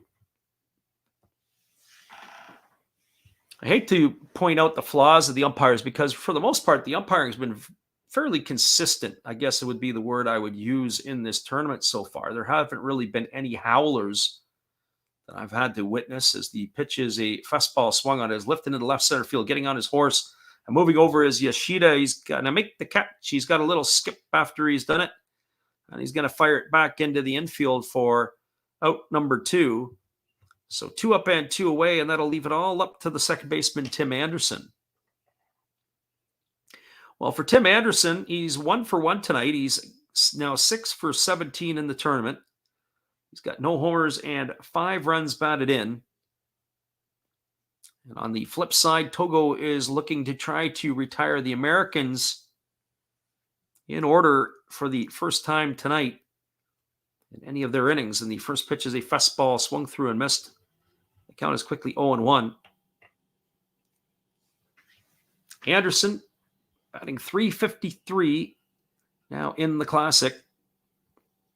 As Togo rocks into the motion and delivers, a breaking ball swung on. It is lifted into deep right field. Moving over and camping out underneath it is the right fielder Kondo. He makes the catch, and that is going to do it here in the 4th inning. Well, the Americans go quietly. There were no runs, no hits, no errors, and nobody left the board. We are now through 3.5 innings. It is Samurai Japan 2, Team USA 1. We'll be back in just a couple moments with the call, the bottom of the 4th inning. After this, we're glad you guys could make it in here with us. And it is the final of the World Baseball Classic. We'll be back in just a few.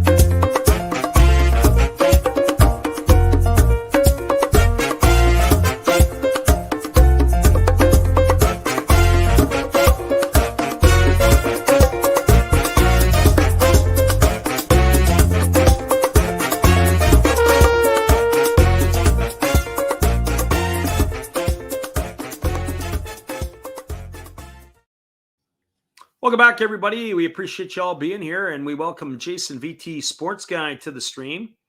It has been an entertaining ball game so far, and we appreciate you for checking in. It is going to be the 6, 7, and 8 hitters to come to bat for Samurai Japan in the bottom of the 4th inning, and that means it's going to be Kazuma Okamoto, and it's Tetsuda Yamada and Suzuki Genda, the 6, 7, 8 hitters to face. Oh, what are we going to have? Are we going to have another American pitching change? And it is not right now. They're going to stay with Kyle Freeland for yet another inning, or at least to start this inning. So we'll see how this one's going to go. So Freeland back on for inning number 2 of work. Steady diet of left-handed batters for the Japanese, so it'd be good, at least for the Americans, if they could have some success with Freeland here to keep them in check. He was able to retire the side, I would say, unconventionally in order, as he did walk Yoshida with 1 out. Was able to induce the double play, and the first pitch is a breaking ball delivered to Okamoto here to begin the 4th inning. And the count is 1-0. So 1 ball and no strikes to Kaz Okamoto. Okamoto singled in the 2nd inning, and he came around and scored the 2nd run of the game for Japan. And there's a fastball swung on. This ball is belted into deep left center field, racing back onto the warning track and looking up, and this ball is gone. A home run. The 3rd run of the game for the Japanese, and Kaz Okamoto has extended the lead to 3-1 here in the 4th inning. A solo shot to left center field has put the Japanese out in front 3-1, and that is going to bring up the second baseman Tetsudo Yamada. Well, how about those apples? Okamoto has started the night 4 for 14, now has a couple of hits. He is catching fire at the right time. And so here comes the first pitch to Yamada. It's a breaking ball that misses down and away, and the count is 1-0. As I said, the Americans have got to keep this close. Keep it close so we get late. The needle will point to the Americans with regards to their bullpen, in my opinion. There was a breaking ball swung on it. Is lifted in the right center field. Moving over underneath it is Mookie Betts. He's calling off Mike Trout. He's going to make the catch, and that is going to retire Yamada for the first out of the inning. That's going to bring up the shortstop, Suzuki Genda. So 3-1, Japan has the lead over Team USA here in the bottom of the fourth inning, as the home run by Kazuo Komodo has extended the Japanese lead. Genda, who comes to the plate, is 1-for-1 tonight. Takes a first pitch breaking ball for a called strike, and the count is 0-1. He is 3-for-10 now in the tournament. No homers and 2 RBIs. He is a pea shooter of a hitter. He doesn't have a lot of power. It's singles and doubles, and slapping the ball around and bunting a lot. And there's a fastball that is swung on. It is tapped slowly down the first baseline that's going to roll foul. And he's now in the hole at 0-2 to Kyle Freeland. So no balls and 2 strikes. As we said at the outset, some of the ball games that we've seen, it has been drama late like last night, or entertaining early like it was when the U.S. played Venezuela. There's a breaking ball that misses down, or when they played Cuba for that matter. So 1 ball and 2 strikes. This one here had a little bit of a tempered start, but it is now starting to get rolling now. And here comes the offering from Freeland. It's a breaking ball that misses down, and the count runs now to 2-2 on Genda. So 2 balls and 2 strikes. Genda is one of the better bunters in the Japanese lineup, as he did his job last night with 2 strikes, was able to get the job done. He has some good fundamental skills. Here's the pitch. It is a fastball that is swung on and fouled away. That is going to keep the count at 2 balls and 2 strikes. So Genda will be followed by Yuhei Nakamura, and that'll be the top of the order for Japan. So left-hander against the left-hander. Freeland ready to deliver. He kicks and fires. It's a breaking ball that misses down and away. And the count is now 3-2 to Genda. And here comes the offering now from the lefty who kicks and delivers. It is a fastball swung on and missed. And Freeland has blown it by Genda for the second out of the inning, and that is going to leave it up to Yuhei Nakamura. So 2 away, and Nakamura strides to the plate. He is officially 0-for-0 tonight because he drew a walk his first time up. 3-for-6 in the tournament for the Japanese catcher. Last night, the Japanese used 3 catchers in the ball game. And here's the first pitch. It is a fastball that misses upstairs for ball 1. The count is 1-0. Nakamura applies his trade with the Tokyo Yakult Swallows in the NPB. So they went through their catchers last night, used everybody on the roster. And here's the pitch. It is a breaking ball swung on it. It is ground softly to third. Nolan Arenado fields it, throws to first, and that is going to retire Nakamura. It's a ground out 5-3. Arenado makes all the plays all the time. It just seems like he is so automatic at third base. He is fun to watch. Well, the Japanese got a run in the inning on a solo shot by Okamoto. There was 1 run on 1 hit, no errors, and nobody left the board. We are now through 4 complete. It is Samurai Japan 3, Team USA 1. Stick around, everybody. We'll be back with the call of the top of the 5th inning when we return. This game is starting to get its gear going now. We'll be right back after this from our friend Steve Rademacher. Hello, guys. Thank you for joining Freddie here on his baseball game. And I'm Steve Rademacher, and my channel is really all about everybody, including all my international friends. We have such stuff as non-sport packs from Canada, the OP cheese. We have the Greek Freak.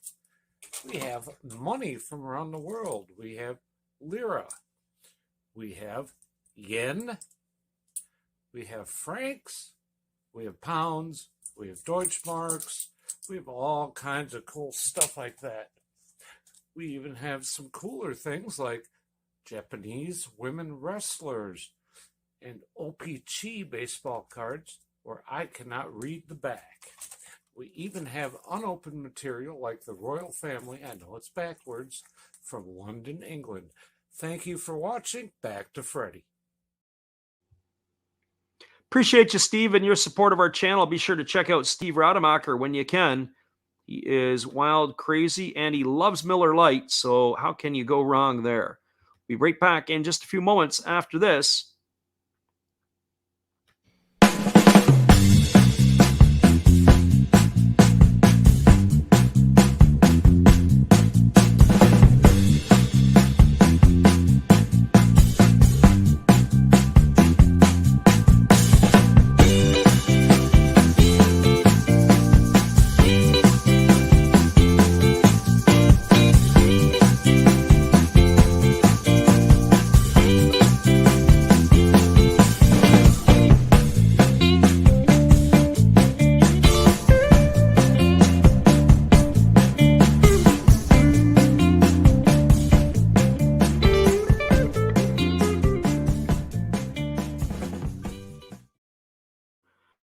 Welcome back, everybody. It is going to be a youngster taking over on the mound here. It's going to be Hiroto Takahashi. He is a right-hander, and he applies his trade for the Chinichi Dragons. We don't get a lot of chance to see the Dragons play. He had made his debut last year in the Central League. He was 6-7 for the Dragons. He had a 2.47 ERA and 116 and 2/3 innings pitched. So he had 19 games. He was actually a starter, so it looks like he is going to be coming in here. And the first pitch he delivers to Mookie Betts, it is a fastball swung on. It is chopped over to third. It is fielded by Murakami. They throw to first, and they're going to get him by a half a step. Mookie Betts is going to be out. They're going to maybe take a look at this one. They are going to ask to go upstairs. So hold your horses, everybody. We may have a replay here. We're going to get to see if that is been or not. And based on our replay, I'm going to say this one's going to get overturned. We'll take a look at this one here. And I think Mookie Betts just beat the throw by a fraction of a second. And that's going to go down as an infield hit. It was a chopper. It looked like it hit the plate, went way up into the air, took forever to come down. Murakami did field it. And they fired it over to first, and it was not in time, or it was in time, according to John Tumpain, the first base umpire. But I think this one is going to be overturned, as it looks like Mookie Betts was safe down the line. But you never know. I don't know what other angles they're going to be looking at, and I don't know what they're going to see, but certainly, in my opinion, it is going to be a Mookie Betts single, and I wouldn't think that this is going to take very long in which to review. And here it is as Lance Barksdale comes to the forefront, and he has ruled him safe, and we're going to continue on. So that call has been overturned. Mookie Betts has got himself a leadoff single, and the Americans have got something going here to begin the top of the fifth inning, and that's going to bring up Mike Trout. And we have Beard0320 listening in on Twitch, and we welcome you to the stream. A lot of other people are listening to us on YouTube, but we do like our Twitch listeners too. We have had a number of people listening in on that platform over the last few nights that we've called these games. So welcome aboard. We're glad to have you in the house. So the right-hander ready to get going here as Takahashi works to the set position. And he kicks and delivers. It's a fastball that just misses upstairs for ball one. The count is 1-0 to Trout. Trout is officially 1 for 2 tonight. He had that hustle double in the first inning to set the tone for the Americans, as the ball was bled into right field. And he was able to leg it out for a double, and then he struck out his last time up. So 1 for 2 on the night for Trout. 8 for 24 in the tournament. And here's the pitch from Takahashi. It's a 97-mile-an-hour fastball that misses off the outside corner, and the count is now 2-0. The other thing interesting about Hiroto Takahashi, as we said, he pitches for Chinichi, so haven't really got a chance to see him. He's only 20 years old, so yet another Japanese power arm that they are developing. He stands at 6 foot and 187 pounds. So the right-hander works to the set position. And now he kicks and delivers. It is a breaking ball swung on and missed. The count is now 2-1 to Trout. I'll be curious to see exactly how they're going to do the rest of this ball game. Are the Japanese, if they're going to continue their trend, as they used Imanaga for 2, they used Togo for 2, and now Takahashi is out for his first inning of work. Will they stay with him for a pair of innings? So here comes the 2-1 offering to Trout. keeping an eye on Mookie Betts at first, and Betts is not running. It's a fastball swung on and fouled away, and the count now goes to 2-2 on Trout. So 2 balls and 2 strikes it is.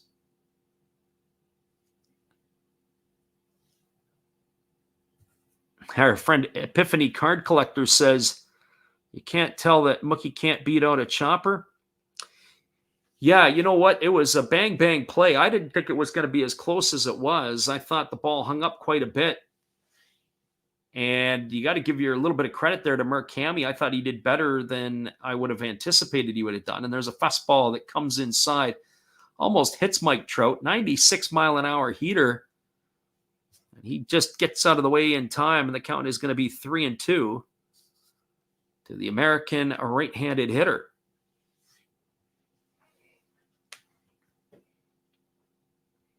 Had to make sure he's not diving into the pitch. Otherwise, he'd be wearing that one right in the thigh. 96 miles an hour can leave a mark for sure. So 3 balls and 2 strikes to Trout as he waits here on the offering from Takahashi.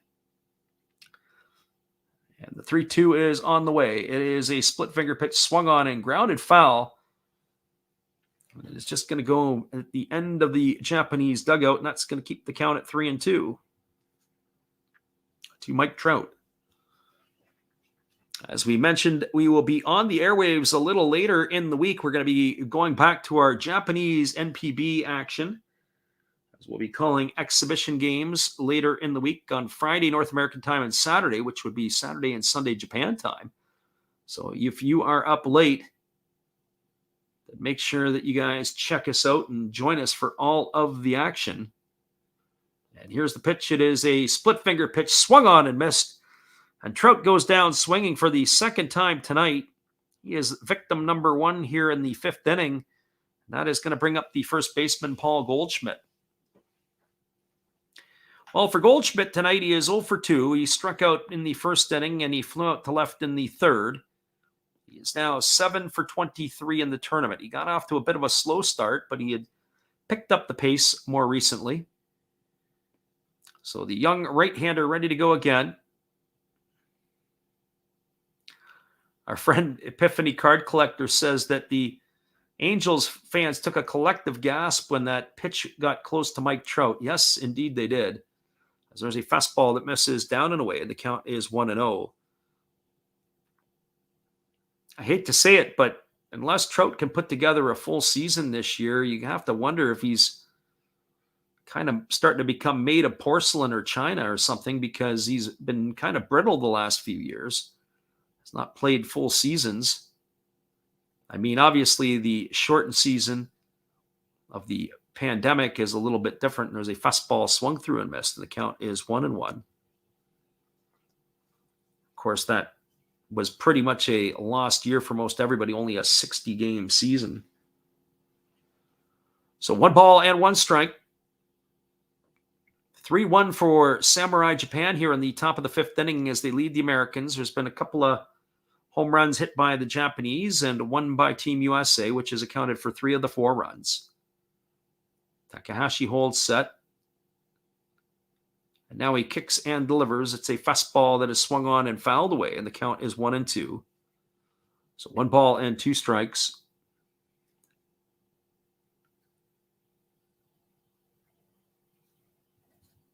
Nolan Arenado waits his turn on deck as Betts is the runner at first with 1 gone here in the 5th inning.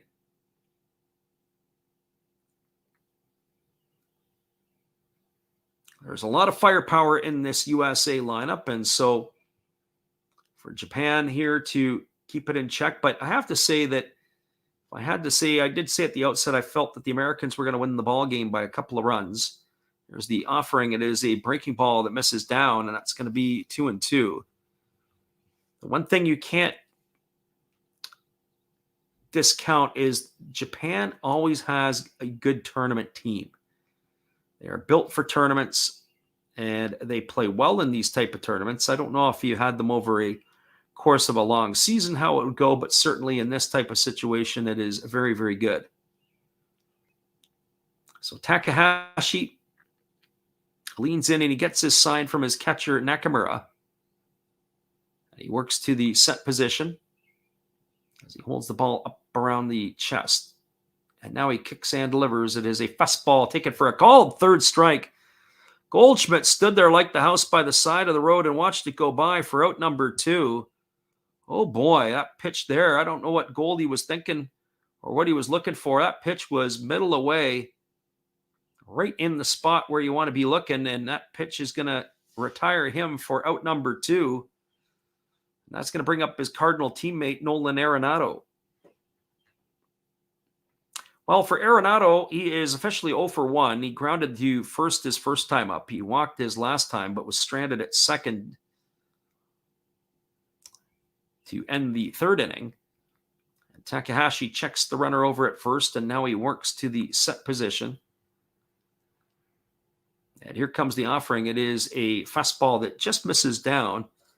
The count is 1-0 to Arenado. For the tournament, Arenado is 9 for 24. He has been very productive. As the right-hander leans in and he gets his sign, he works to the set position. He checks the runner, bets at first. And now he kicks and delivers. It is a fastball that misses outside, and the count is now 2-0 to Arenado. Arenado, like some of the other American players, is in scoring position when he steps into the batter's box. One swing of the bat can do the damage, but curious to see what the Japanese have in mind. Is Shohei Ohtani going to be available tonight at the back end? One would have to think that maybe if the game was on the line, maybe he's the one who's pitching in the 9th inning. If it's a 1 or a 2-run ball game. So 2 balls and no strikes to Nolan Arenado. And here's the pitch. It is a breaking ball swung on. This ball is lined into left field. It's going to get down for a base hit. It's cut off by Masataka Yoshida. He fires it back in. Stopping at second base is Mookie Betts. That's going to put runners at first and second. And that'll bring the designated hitter, Kyle Schwarber, to the plate.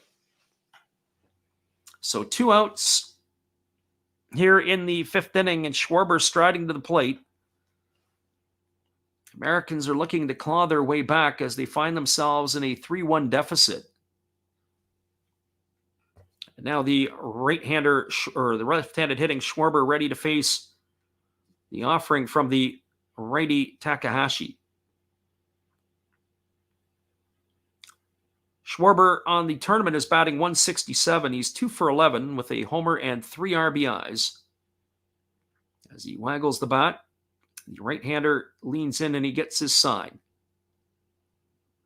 The runner at second is Betts. The runner at first, Arenado, as Takahashi holds set. Again, he checks the runner, and now he kicks and delivers. It's a fastball that misses upstairs for a ball, and the count is 1-0. So a very, very tense situation here. The Americans got 2 out. Schwarber at the plate with 2-1. He is looking to do some damage. Shohei Ohtani is running down the tunnel. I don't know if he's doing that to get loose or what their thoughts might be, but I would think that he is going to have to enter the fray at some point here on the mound. And he pitches a fastball that misses inside. It's now 2 balls and no strikes. That last pitch was at 96 miles an hour. There's a lot of movement on that pitch. So 2-0 to Schwarber. As Schwarber is digging in here, ready to face the offering from the righty Takahashi, who kicks and delivers. It's a breaking ball that misses down, and that runs the count to 3-0. Well, I don't know if you want to put Schwarber on base at the best of times, but the hot-hitting Trey Turner is the one who is on deck. He's already homered tonight. He's got the most homers in the tournament. So he is in that situation here. It's 3 balls and no strikes to Kyle Schwarber. The runner at second, as we said, is Betts, and at first it is Nolan Arenado.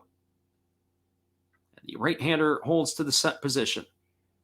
And now he kicks and delivers. It's a fastball swung on it. It's popped up.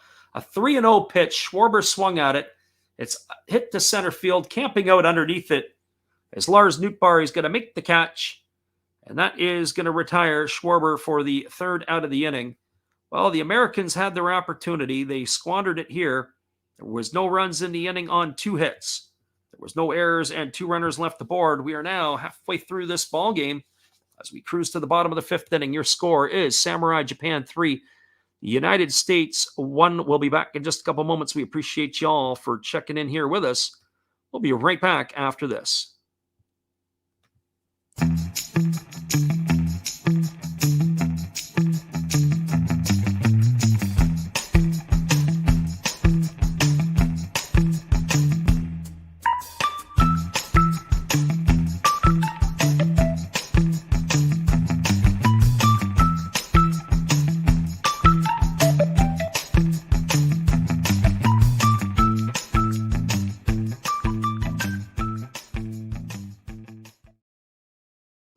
Welcome back, everybody. If you're joining us either on YouTube or on Twitch, we appreciate you guys for listening in. This is Last Raps Baseball's live commentary of the World Baseball Classic Final. We'll be right back in just a couple moments after this. Good evening, ladies and gentlemen. Namaste. Hey, I hope you guys have been enjoying the game. My name is Hollis. I've got a YouTube channel called Another Hollis Build. I love baseball cards. I open up brand new product for you guys. I open up old stuff. I do breaks. I do auctions. All kinds of stuff concerning baseball. I'm Friars faithful, Padres to the end. I also love Garbage Pail Kids and my animals. I have a ton of animals. It's like a mini petting zoo here around my house. I also love my city. San Diego, baby. I'll take you all around the city and show you what's up. If you guys dig stuff like that, cruise on over and check it out. It's Another Hollis Build. If you dig it, subscribe. I'd really appreciate to have more follow me along on the journey. Hey, either way, you guys have a wonderful day or a beautiful, beautiful evening. No matter which one it is, make sure that you make it great, my friends. Big up Last Raps Baseball. Yeah, Freddie, let's go. One love and peace. Yeah, man.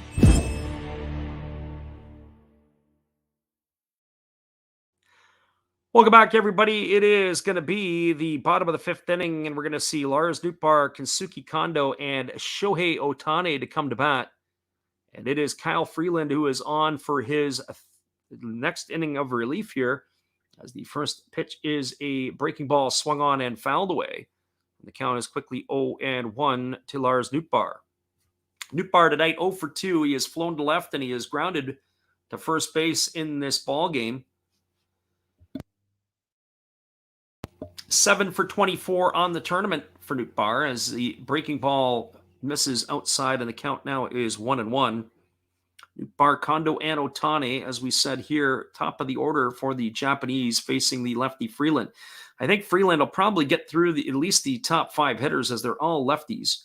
There's a fastball swung on it, is popped up into shallow right field. Coming hard on it toward the foul line is Mookie Betts, and he's going to make the catch. And one up and one away for Samurai Japan here in the 5th. And that is going to bring up the right fielder, Kensuke Kondo. Well, for Kondo, he is 0 for 2 tonight. He's grounded to short, and he has flown out to center field. 9 for 25 on the tournament. As we've been saying, it is fun to watch Kondo play. He is with the Fukuoka SoftBank Hawks now after the trade from the Hokkaido Nippon Ham Fighters. There's a fastball that misses upstairs for ball 1.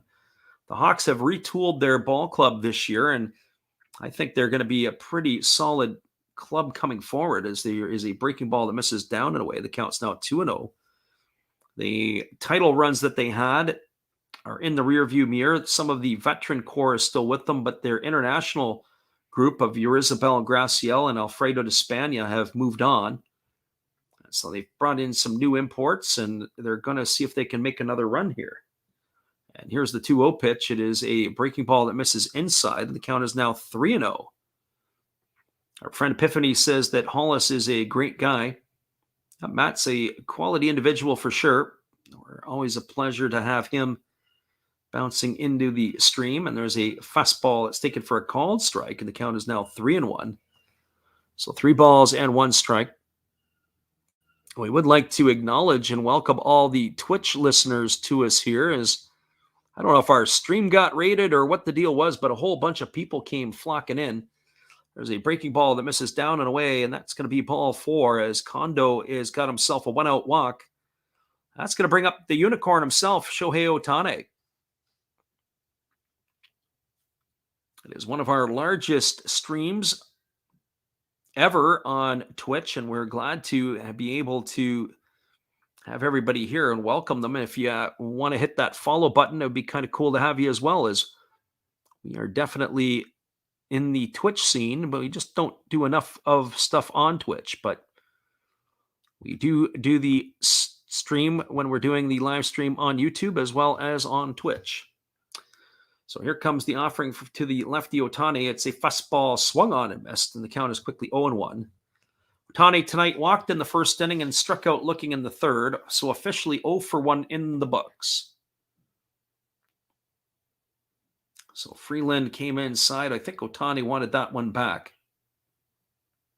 So no balls and 1 strike as the lefty makes a snap throw over to first base, and diving back in time is the base runner Kondo. A nice play there by the lefty who stepped off the backside of the rubber and fired it over.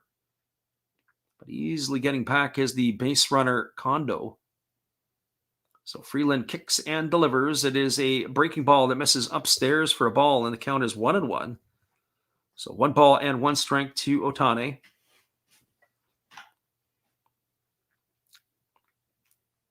We're in the bottom of the 5th inning. It is a 3-1 lead for Samurai Japan. They got a runner at first with 1 away, and here comes the pitch from Freeland as he holds set and now kicks and fires. It's a breaking ball that misses outside, and the count now goes to 2-1. It'll be Masataka Yoshida who waits his turn on deck to follow Ohtani here in the 5th inning. Ohtani will be a tough player to double up. Not only does he hit with power and swing well, but he can sure run well. So here comes the 2-1 pitch as they kick and deliver. It's a fastball swung on, is grounded past the first baseman, diving first baseman Goldschmidt, fielded by the second baseman Tim Anderson, who throws it to first. It's going to retire Ohtani on a ground out 4-3 for the second out of the inning. It's going to advance Kazuki Kondo over to second. So he moves into scoring position with 2 gone, and that'll bring up Masataka Yoshida. Well, for Yoshida, he is officially 0-1. He struck out looking back in the first inning, and he drew a walk in the third. So 9-20 in the tournament, but he is the RBI leader across the Classic.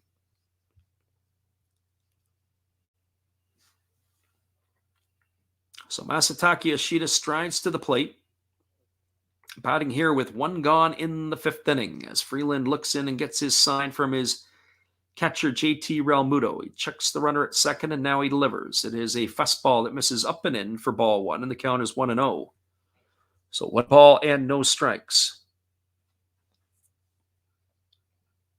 Yoshida, a Boston Red Sox, and he is possibly going to make some people very happy in the Boston area, as he is a breaking ball that misses down and away, and the count's 2-0.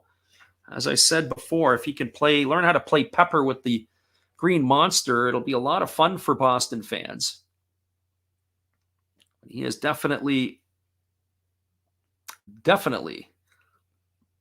great bat to ball skills type of hitter.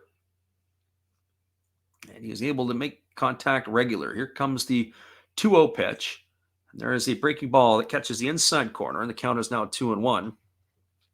So 2 balls and 1 strike to Yoshida. I'd said before, he looked like the left-handed hitting Alec Bregman. A couple of years ago, he was very, very rigid.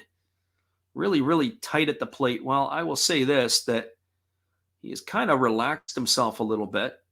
He is not as rigid as he was a couple of years ago. There's a fastball swung on and fouled away. The count is 2-2, but that doesn't mean that he still isn't a little bit stiff. Maybe not as stiff as Bregman. But if he can hit like Alex Bregman at the big league level and perform, then that is going to be a good thing for the Red Sox. So 2 balls and 2 strikes to Yoshida. Freeland here leans in, and he gets his sign from the catcher Realmuto, and he works to the set position, and he kicks and delivers. It is a breaking ball swung on his top back to the pitcher. Freeland gets it. He throws it on the run over to first base, and that is going to retire Yoshida on a ground out. 1-3 to end the inning. Well, there was no runs in the inning. There were no hits, no errors, but there was 1 runner left aboard. We are now moving to the top of the 6th inning. It is the Samurai Japan 3, Team USA 1. Stick around, everybody. We're glad you're with us and can be listening in. We'll be back in just a few minutes after this from our friend, Steve Rademacher. This is Steve Rademacher, and I'd like to introduce you to my channel if you haven't seen it before. These are all the things I enjoy: sports, autographs, relics, non-sports Hall of Famers, pseudo-sports, Star Wars.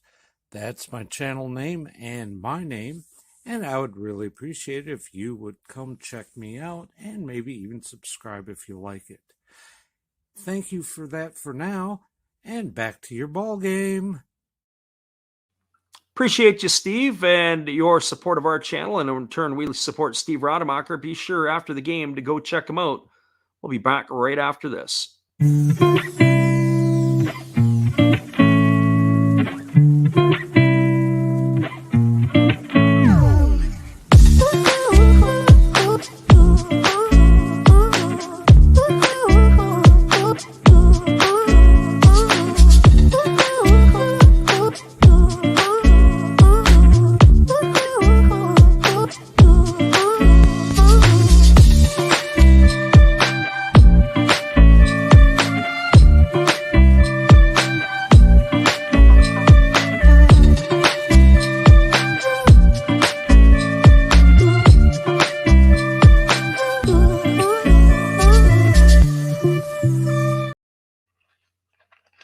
Welcome back, everybody. It is going to be the 6, 7, and 8 hitters to come to bat for Team USA. It means Trey Turner, JT Realmuto, and Cedric Mullins.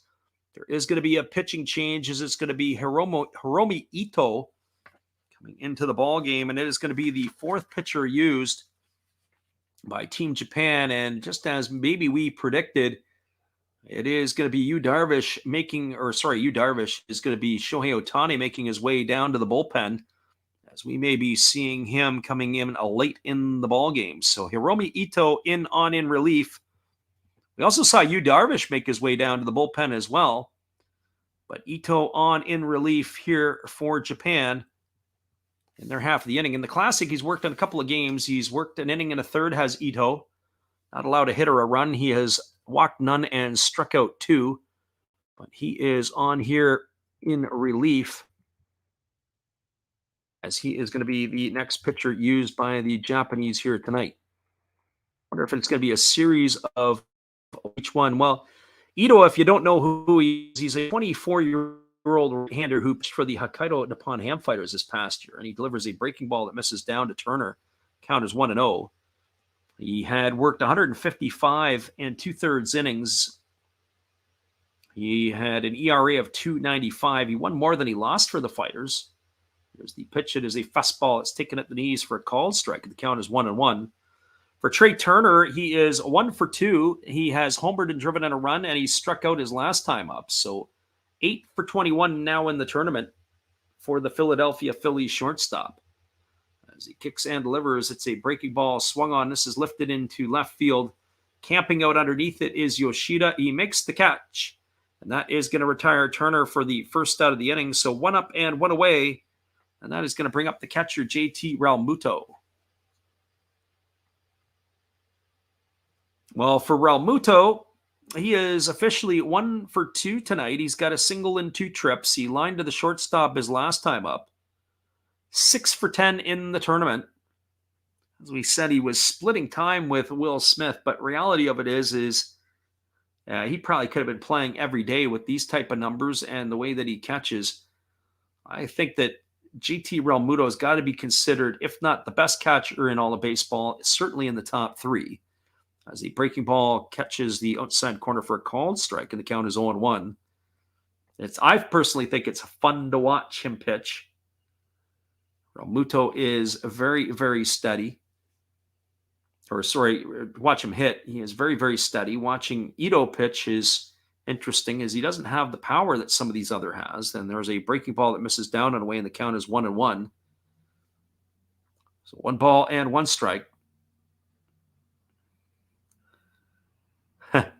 We have when your Really, you're lit. I can't read it so much on Twitch as there's a breaking ball that drops in for a called strike, and the count is 1-2. I'm not so sure that Will Smith would be one of the top guys as he's typing into our chat from the Twitch. Maybe one of the top 3 fire starters, possibly. There is action in the Japanese bullpen as Taisty Oda is up and throwing, and there's a fastball missing upstairs, and the count is 2-2. So 2 balls and 2 strikes to JT Realmuto. As we said, we do welcome those people that are in here listening to us on Twitch tonight, which we were pretty pleased to have a bunch of people jump into this stream. There's a fastball swung on, and it is fouled away, and the count now is going to remain at 2 balls and 2 strikes to Realmuto.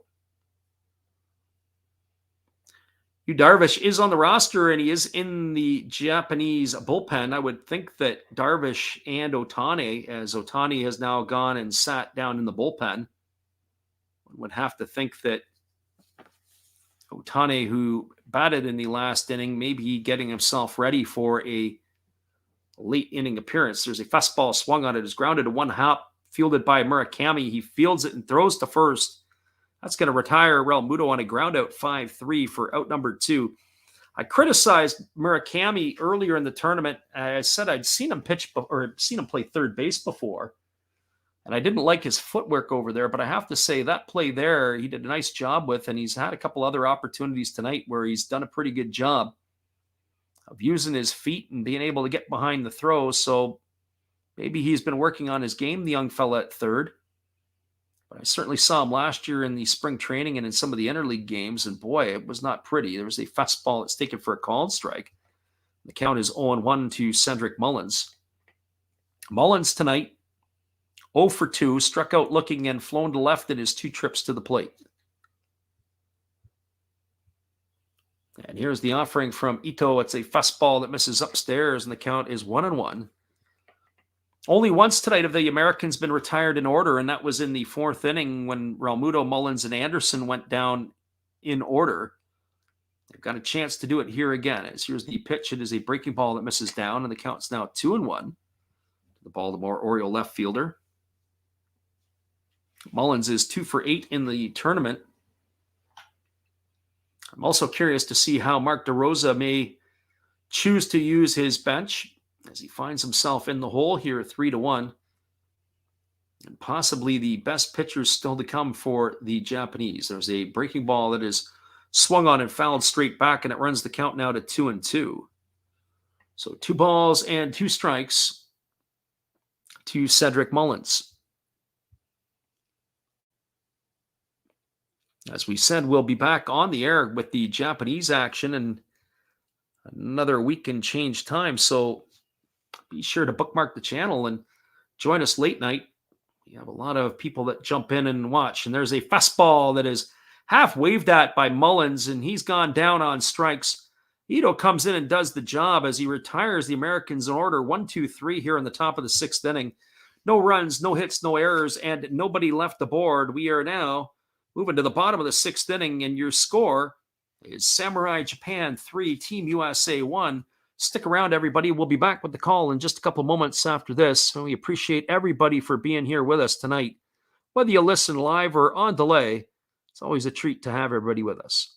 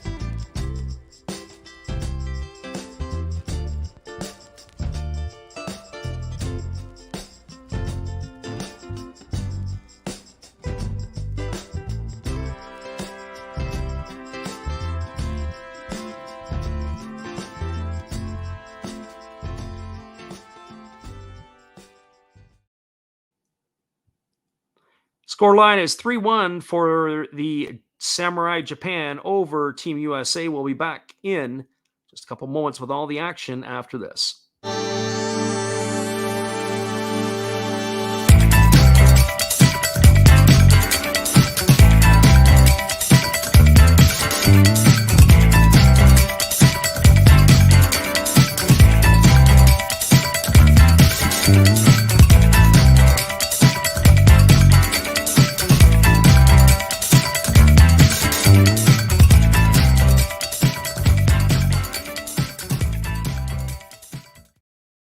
Welcome back, everybody. It is going to be Jason Adam taking over on the hill here for Team USA as he is in relief of Kyle Freeland.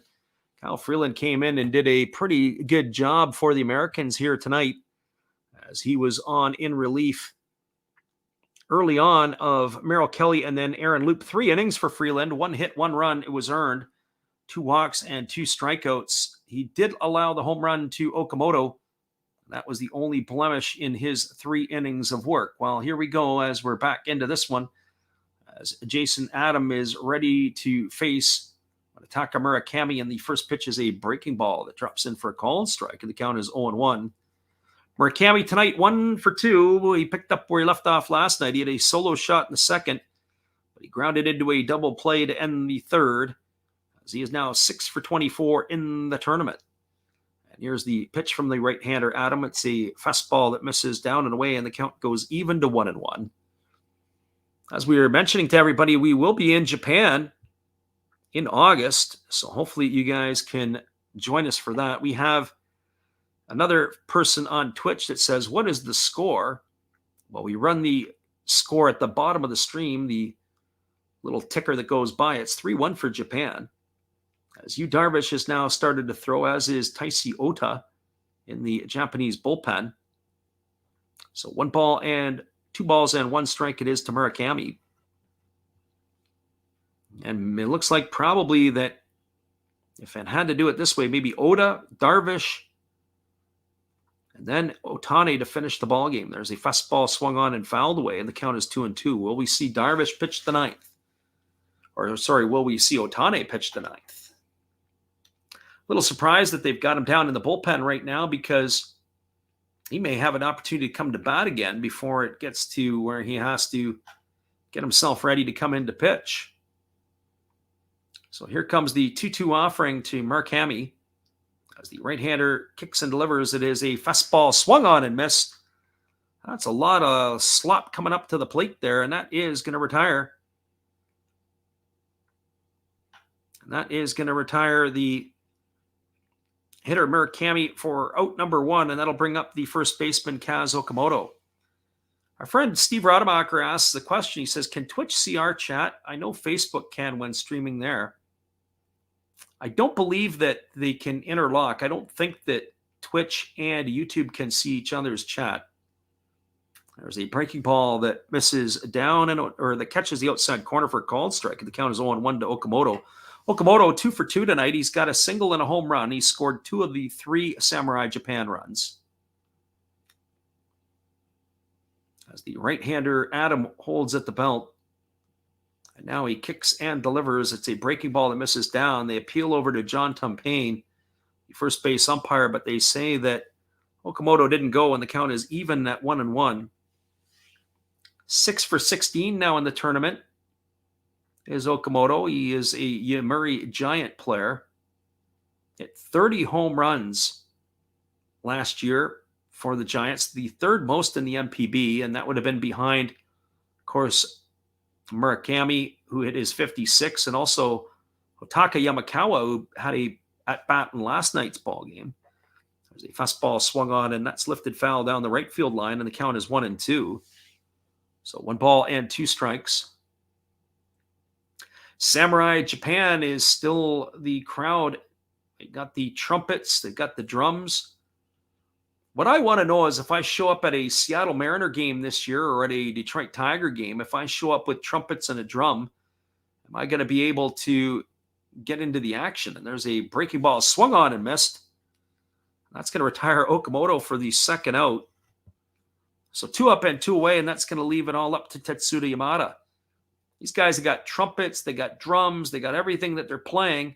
And I couldn't take my tablet into Comerica Park last year so I could keep score while watching a ball game. But yet I could take my iPhone in and I couldn't get what was the difference. Crazy. So Tetsuya Yamada steps to the plate. He is 0 for 2 tonight. Both times he has flown out to right field. And the first pitch from Adam is a fastball that misses upstairs for ball 1. The count is 1-0. You got a very close affair here, as it is a 3-1 scoreline for Samurai Japan. Yamada waggling the bat. Waiting here on the offering from Adam, who kicks and delivers. It's a breaking ball that drops in for a called strike, and the count now is 1-1. So 1 ball and 1 strike to Adam. Another nice night for a ball game in Florida, as the right-hander Adam works to the set position, and now he kicks and delivers. It is a breaking ball that misses down, and the count is 2-1. So 2 balls and 1 strike to Tetsuya Yamada. 2.5 hours deep into the ball game, and we're not quite done the 6th inning yet. I have a feeling we're going to be here for a long haul. There's going to be a lot of commercials. There's going to be a lot of breaks in between the innings as the pitching parade will continue. There's a breaking ball swung on and missed. The count is now 2-2. So Adam has a chance to strike out the side here, as he's gone 2-2 to Yamada, and he struck out the first 2 batters he faced in Murakami and Okamoto. He gets his sign from Realmuto, and he works to the set position. And now he's ready to deliver. He kicks and he fires. It is a breaking ball that misses down and away. The count is 3-2 to Yamada. So 3 balls and 2 strikes.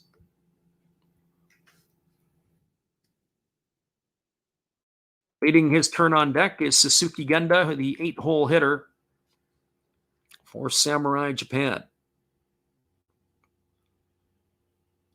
And here comes the offering from Adam. The payoff pitch is on the way. He kicks and delivers. It is a breaking ball that misses down and away.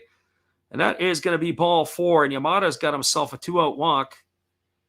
That'll bring up Suzuki Genda to the plate. Well, just as I said that the Americans or the Japanese have retired the Americans twice in order in the ball game, only once has Japan been retired in order, but that was kind of unconventional because with 1 out, Masataka Yoshida walked in the 3rd inning, and then Munetaka Murakami grounded into the double play, but they did go 1-2-3. Just not the easy way. So Suzuki Genda strides to the plate. He is 1 for 2 tonight, 3 for 11 in the series. Waiting on the offering from the right-hander Adam, who holds set. Now he kicks and delivers. There's a fastball upstairs, off to the races. Goes the runner Yamada, and he's stolen second base. He's got himself in scoring position. That's a straight-up steal. I don't know if it was on the catcher per se as much as it was on the pitcher, Adam. It looked like he had a massive jump, a little slow to the plate. The throw was not a good one. It was up in the air on the second base side of the bag, or the second baseman's side of the bag. But Yamada got in there very easy. So he is safe at second. The pitch to Genda was a ball, so it's 1 ball and no strikes to Genda.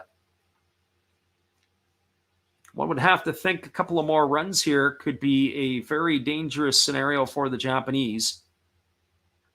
Could possibly put them over the edge here against the Americans. I don't know if the Americans could come back from a 3 or 4 run deficit. So here comes the 1-0 offering as the right-hander delivers. It is a fastball that misses upstairs, and the count is now 2-0 to Genda. So 2 balls and no strikes.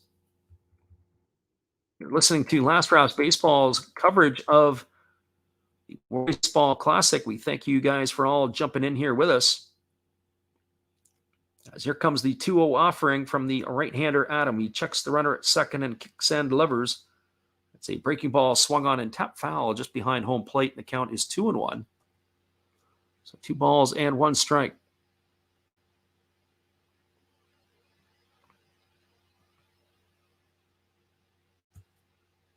right-hander Adam gets his sign from his catcher, Realmuto, and he's ready to go back to work. He comes to the set position. He checks the runner at second again, and now he kicks and delivers. It is a fastball that misses well off the outside corner, and the count now goes to 3-1 on Genda. 3 balls and 1 strike.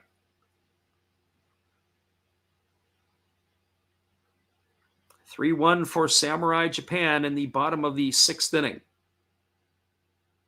Genda waggles the bat. He has his arms almost at full extension in front of his body. Adam checks the runner at second, and now he kicks and delivers. It's a breaking ball outside. It's going to be ball 4. Back-to-back walks here in the 6th inning, and that's going to bring the catcher, Yuhei Nakamura, scheduled to bring Yuhei Nakamura to the plate.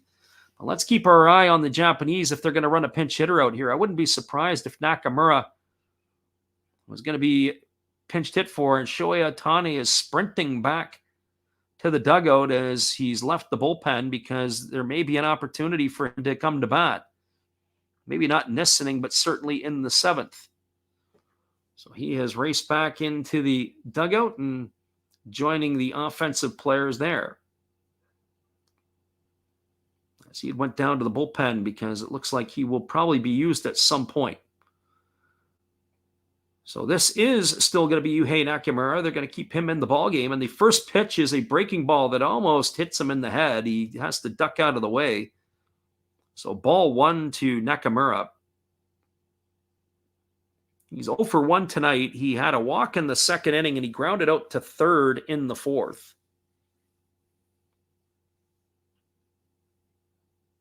As the right-hander Adam holds set, he checks the runner at second, and now he kicks and delivers. It's a breaking ball that catches the outside corner for a called strike, and the count is 1-1. So 1 ball and 1 strike. Now Yu Darvish is starting to heat up with a little bit more, what I would say, vigor in the bullpen. Not sure who they would consider going to, as the count is 1 ball and 1 strike to Nakamura. Adam checks the runner at second, and now he delivers. It's a breaking ball that misses well off the outside corner, and the count's now 2-1. We haven't seen if there's action yet in the American bullpen, but one would have to think that they've got to be concerned about Adam here. He retired the first 2 batters he faced. He's now thrown 23 pitches in the inning. It looked like he was going to cruise right along, and a walk to Yamada and a walk to Genda, and now he's got himself in a whole host of trouble. 2 balls and 1 strike to Nakamura. He delivers. It's a fastball that misses inside, and the count is now 3-1. So 3 balls and 1 strike.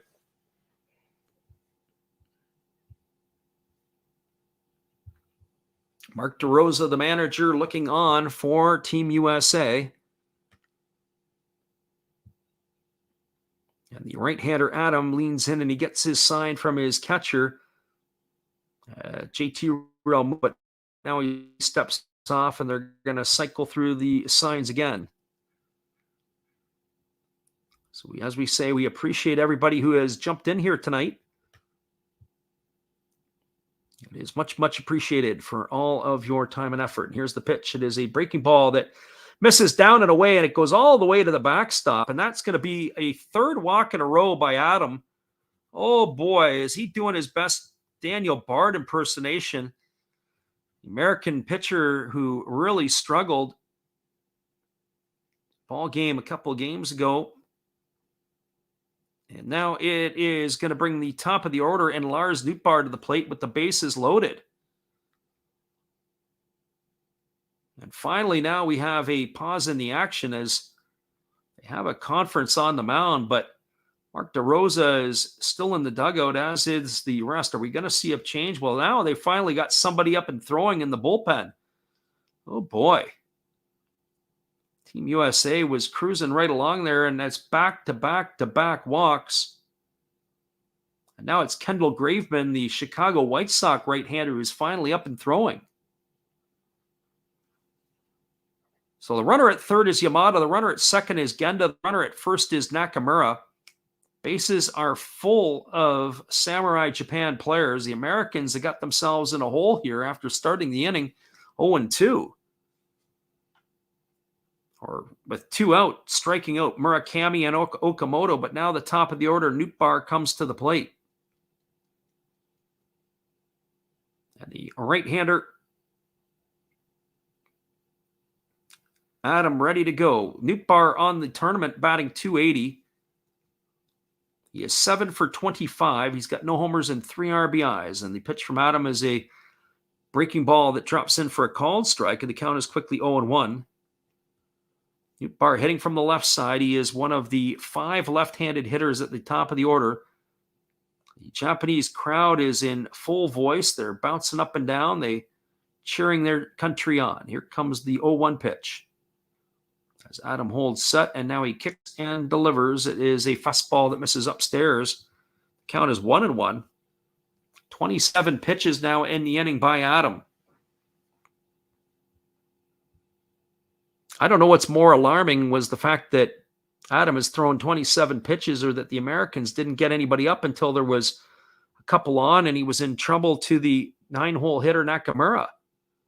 There's a breaking ball that drops in for a called strike, and the count now goes to 1-2.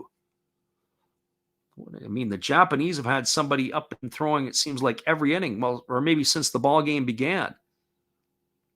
But 1 ball and 2 strikes to Nootbaar. The pro-American crowd is on their feet. They're cheering here, looking for Adam to finish off the inning. And here comes the 1-2 pitch to Nootbaar as he holds set. And now he kicks and fires. It is a fastball swung on and line foul down the right field line. Oh boy, Nootbaar tripped on that one. That's going to keep the count at 1 ball and 2 strikes. As we said, Nootbaar is an American playing for the Japanese. He's got some lineage in his family that allows him to be able to do that. Andy Pettit in the dugout for the U.S. as the pitching coach. One would think this is going to be the last batter Adam will face in this ballgame. And there's a fastball at 93 that misses well off the outside corner. And the count now goes to 2-2. So 2 balls and 2 strikes. Jason Adam has thrown 30 pitches and only thrown 13 strikes. So here comes the 2-2 to Nootbaar. As the right-hander holds set. He takes his breath, and now he kicks and he delivers. It is a breaking ball swung on. Ball's lifted into shallow right field. Moving in on it is Mookie Betts. He's underneath it. He makes the catch. And that is going to do it here for the Japanese in their half of the 6th inning. Well, if there's a turning point in this game, maybe it'll be that of squandered opportunity, because the Japanese had no runs in the inning. There were no hits. There were no errors, but 3 runners as Adam loaded the bases on walks are all left the board. We are now through 6 complete innings in Miami. It is the Samurai Japan 3, Team USA 1. We'll be back in just a couple moments with all the action after this. Appreciate everybody for jumping in here with us tonight. We'll be right back in just a few moments.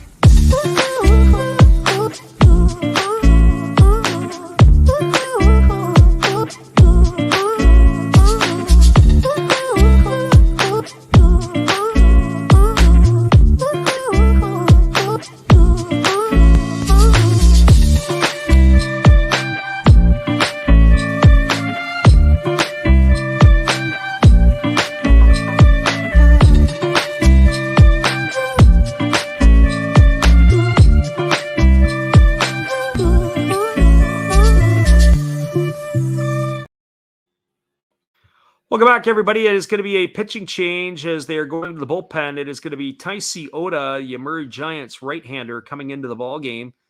5'11", 194-pound right-hander is going to be 24 years old in June. And he had made his NPB debut last year for Murray. He was 1-3 out of the bullpen. He had worked 57 ball games, had 57 innings pitched. He had 37 saves, and he had 60 strikeouts in those 57 innings, and he had an ERA of 2.05. In the Classic, this is going to be his fourth ball game he's worked. He's got 3 innings, 3 hits under his belt. He's not allowed to run. He has walked none, and he has struck out 3. So this is our first look, or my first look, at the Murray Giant right-hander. As we mentioned before, I don't do a whole lot of stuff looking at the Central League games. We have somebody that's jumped into Twitch and says, I can't see the stream you are showing. That's because you're listening to a live radio, old school radio feed. We're giving you live commentary of the game. If you're looking for the video, you have to look somewhere else, but we want to welcome you to the stream nonetheless. And so here it is. It is going to be a pinch hitter coming in to face him. It's going to be Jeff McNeil coming to bat here for the Americans in their half of the inning. And the first pitch to McNeil is a fastball that misses outside for ball 1. The count's 1-0. Jeff McNeil pinch hitting here for Tim Anderson, as he is getting the opportunity to come into play here in the 7th inning. Takes out Anderson, who was 1 for 2 in the ball game. And there's a fastball that just misses down and away, and the count is now 2-0. 92-mile-an-hour fastball that just misses off the plate. Left-handed hitting McNeil against the right-handed throwing Oda, as he chokes up slightly on the bat. And here's the pitch. It is another fastball, this time at 95, that misses off the outside corner. And the count is now 3-0. Well, 3 balls and no strike. You definitely don't want to let the Americans get a base runner, because it's going to be a dangerous part of the top of the order, with Mookie Betts, Mike Trout, and Paul Goldschmidt to come up, and Yu Darvish getting hot in the bullpen. And here's the pitch. It is a fastball that misses outside. So 4 straight pitches and 4 straight balls, and the Flying Squirrel is aboard with a walk here, and that's going to bring the top of the order up, Mookie Betts. Well, for Mookie Betts, he is officially 1 for 3. He has a single and 3 trips to the plate. 9 for 30 in the tournament. He's pulled his average up to 300. He started slowly, but he has been working his way to the top here. No homers and 1 RBI for Betts in the tournament, as Oda checks the runner over at first base as he comes set at the chest. And here comes the pitch. It is a fastball that catches the inside corner for a called strike. The count is 0-1. Betts has been fairly busy in right field tonight. He's made a number of catches for outs. I've got him in my book as having 4, which for a right fielder is rather busy. There's a fastball swung on and missed, and the count is now 0-2. So no balls and 2 strikes.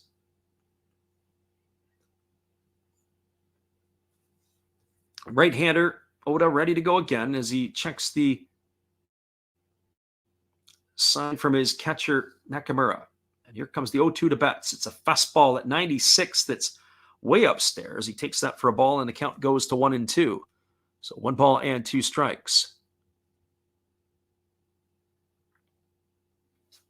This is the final of the World Baseball Classic from Miami. We're glad you guys could pop in and join us tonight to listen. There is a fastball swung on. This ball is lined past the glove of the shortstop Genda, and it's going to get into left field. And the Americans have got something going here in the 7th inning, as they've got their first 2 hitters aboard with nobody out, and that's going to bring Mike Trout to the plate. Well, if there's a time for Mike Trout, this would be the time. It was actually a split finger pitch that hung up in the zone, and it was a good job by Betts to be able to get into his legs and drive that ball for a single into left field. And he is going to be aboard here with runners at first and second, and nobody out, with Mike Trout stepping to the dish. So can we cue the dramatics here? Will Mike Trout put one into the seats? If there's an opportunity here, this would give the Americans the lead. So Oda working in the set position. He checks the runner at second and delivers. It's a Fastball that's come inside, but it looks like it has hit the knob of the bat. Foul ball, fouled off by Trout. Oh boy. We talked earlier about a collective sigh, worried about the Mike Trout getting hit, and that one hit the knob of the bat. And it goes right down into the catcher Nakamura off of his thigh. That's no balls and one strike to Trout. Boy, all sure people, the American fans, were seeing flashbacks to Jose Altuve getting clunked in the thumb. As he come inside under the hands there did Oda. And here comes the 0-1 offering. And that's a fastball swung on. This ball is lifted into right field. Coming hard on it is Kondo. He makes the catch. Tagging at second is McNeil, but he's going to hold as it was rather shallow. Trout is gone for out number 1 here. It's going to bring Paul Goldschmidt to the plate. So the swing there, Kondo had to come in hard to make the grab. I'm not used to seeing Kondo in right field. Obviously, he is an outfielder for the Fighters. I've seen him when he plays left field for the Fighters, or when he was with their ball club. I don't know so much about right now what they're going to do with him in Fukuoka, if he's going to be in right or left field. I would think with Yuki Yanagita playing in right, he'll move into left. And there's a first pitch fastball swung on and missed by Goldschmidt. The count is quickly 0-1. Goldschmidt tonight is 0 for 3. He has struck out twice and he's flown out to left. He is 7 for 24 in the tournament.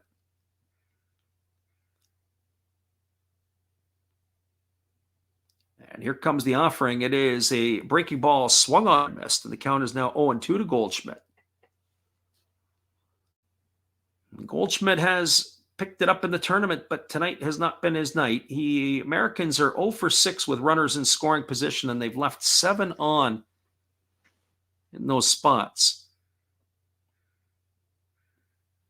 And here comes the 0-2 offering as Oda delivers. It's a breaking ball swung on. It's grounded softly to short. Over to second for 1. Back to first. It's a double play, and Oda has done the job. It is going to be as a 6-4-3 variety, and that is going to end the inning here as Betts was erased at second and Goldschmidt gone on the back end for the double play. Well, there was no runs in the inning. There was a hit, no errors, and 1 runner left aboard. We are now moving to the bottom of the 7th inning. It is Samurai Japan 3 and Team USA 1. Stick around, everybody. We'll be back with the call in just a couple moments. We appreciate y'all for listening in. And our friend Epiphany Card Collector says, Angels fans are biting their nails. Yes, they were. That was too close for comfort for them. We'll be right back after this. Team Japan coming to bat in just a few.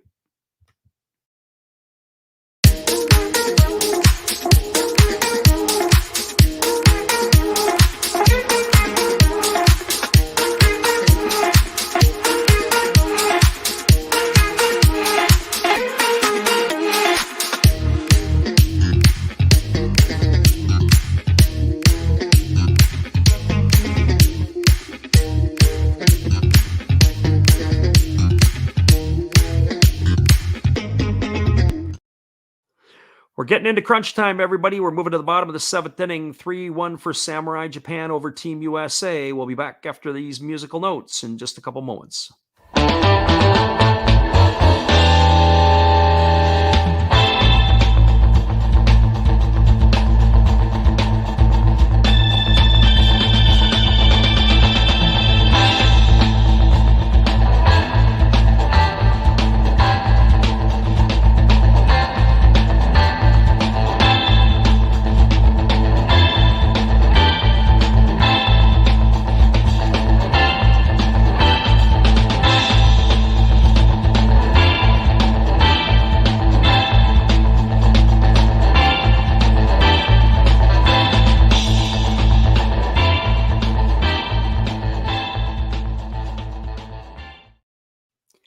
Welcome back, everybody. We are moving ourselves to the bottom of the 7th inning, and it is going to be a pitching change for Team USA as they are going to the bullpen, as we are going to be seeing David Bednar come on in relief.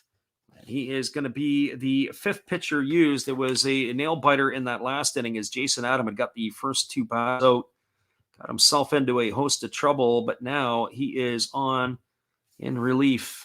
And sure enough, Shohei Ohtani is starting to throw a little bit in the Japanese bullpen, but now he's going to come back in as he is coming back up this inning, of course. So there's the first pitch that was a fastball that misses up and into Suzuki Kondo, and the count is 1-0. So the way it's shaping up, we're probably going to see Darvish in the 8th and Ohtani in the 9th. That's what the Americans are going to have to face. And they're going to have to go through either one of those two guys to be able to get the victory. There's a fastball swung on and fouled away. The count is 1-1. My concern always when you use starters at the back end, sometimes it takes the starters a little bit to get going and to find their groove, especially if they're not always as relievers. Relievers are trained to be coming in and throwing strikes right out of the gate. There's a fastball that swung on and fouled away, and the count's 1-2 to Kondo. So curious to see how this is going to play out for Samurai Japan. So 1 ball and 2 strikes to Kensuke Kondo. Kondo, Ohtani, and Yoshida here in the 7th inning for Samurai Japan. Kondo on the tournament, 9 for 25. He's got a walk in this ball game tonight. He is 0 for 2. As there's a fastball at 97, swung on and fouled away, and the count remains at 1-2 to Kondo. Lots of action still to come in this one. As mentioned, if you are new to our channel, don't forget to bookmark us. We'll be back on the airways with Exhibition Japanese Baseball on the weekend, and then it'll all get going next week as Major League Baseball and the Japanese League will get things moving along. There's a breaking ball swung on. It is lofted over to Nolan Arenado, who is in the shortstop position as they had the shift on for Kondo, and he's going to make the grab, and that will retire Kondo for the first out of the inning on a pop-up to the third baseman. So 1 up and 1 away, and that's going to bring up Shohei Ohtani. Well, Ohtani comes to bat here. He is 0 for 2 tonight. He walked in the first inning. He struck out looking in the third, and he grounded out to second in the 5th. So 9 for 22 on the tournament. And here's the pitch. It is a fastball that misses down and away, and the count is 1-0. Looking for insurance are the Japanese here in their half of the 7th inning. Right-hander Bednar holds at the chest. And now he kicks and fires. It's a breaking ball that misses upstairs, and the count is now 2-0. So 2 balls and no strikes.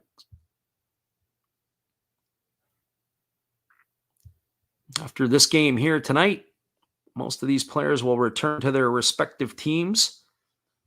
Spring training is wrapping up on both sides of the ocean.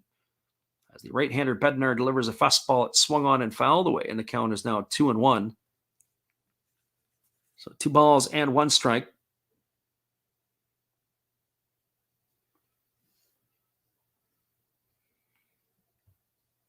Again, Ohtani digging in. They have a shift on for Ohtani. McNeil is playing in shallow right field. The third baseman, Arenado, is moved over almost into a shortstop position, and there's a fastball swung on and lifted foul. It's going to reach the seats down the left field line, and the count goes to 2-2 on Ohtani.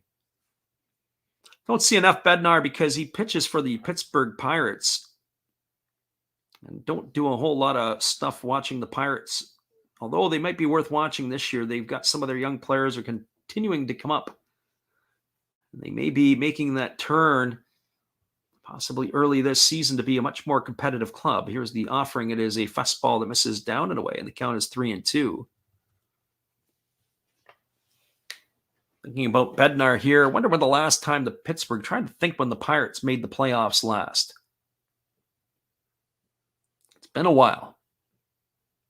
So here comes the 3-2 pitch as the right-hander Bednar kicks and delivers. It's a fastball swung on. It's grounded over to the right side of the infield. Turner dives. He makes the stop. He throws to first, and that is going to get Ohtani at first base. Ohtani thought he was first. He was trying to do some of the umpiring. He had flashed out that he was going to be safe. It looks like they called him safe.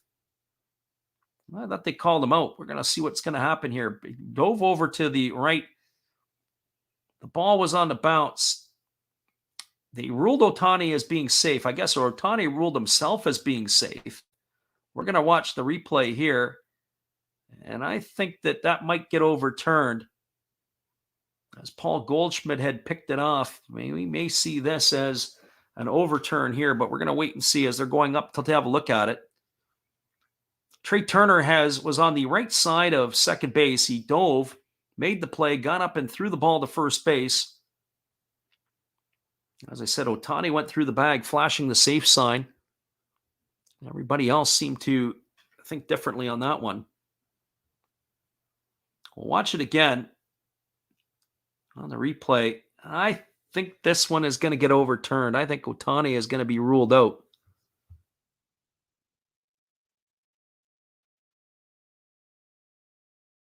And we're waiting on the decision. Lance Barksdale will be with us. Let's see what's going to happen. I want to thank everybody for jumping in the stream tonight. A decent audience here tonight on both the Twitch and the YouTube channel. Make sure you guys come on back and join us again if you've enjoyed listening to the call here. It's old school radio broadcasts. That's what we provide, and that's what we look for. That's what our goal is here, giving people the information that they want and live. This play is still under review. We'll get that in just a moment. Here comes Lance Barksdale. And the call is safe. They actually kept the call up, so the Americans did not win that challenge. It's going to be an infield single for Ohtani. And that is going to bring Masataka Yoshida to the plate.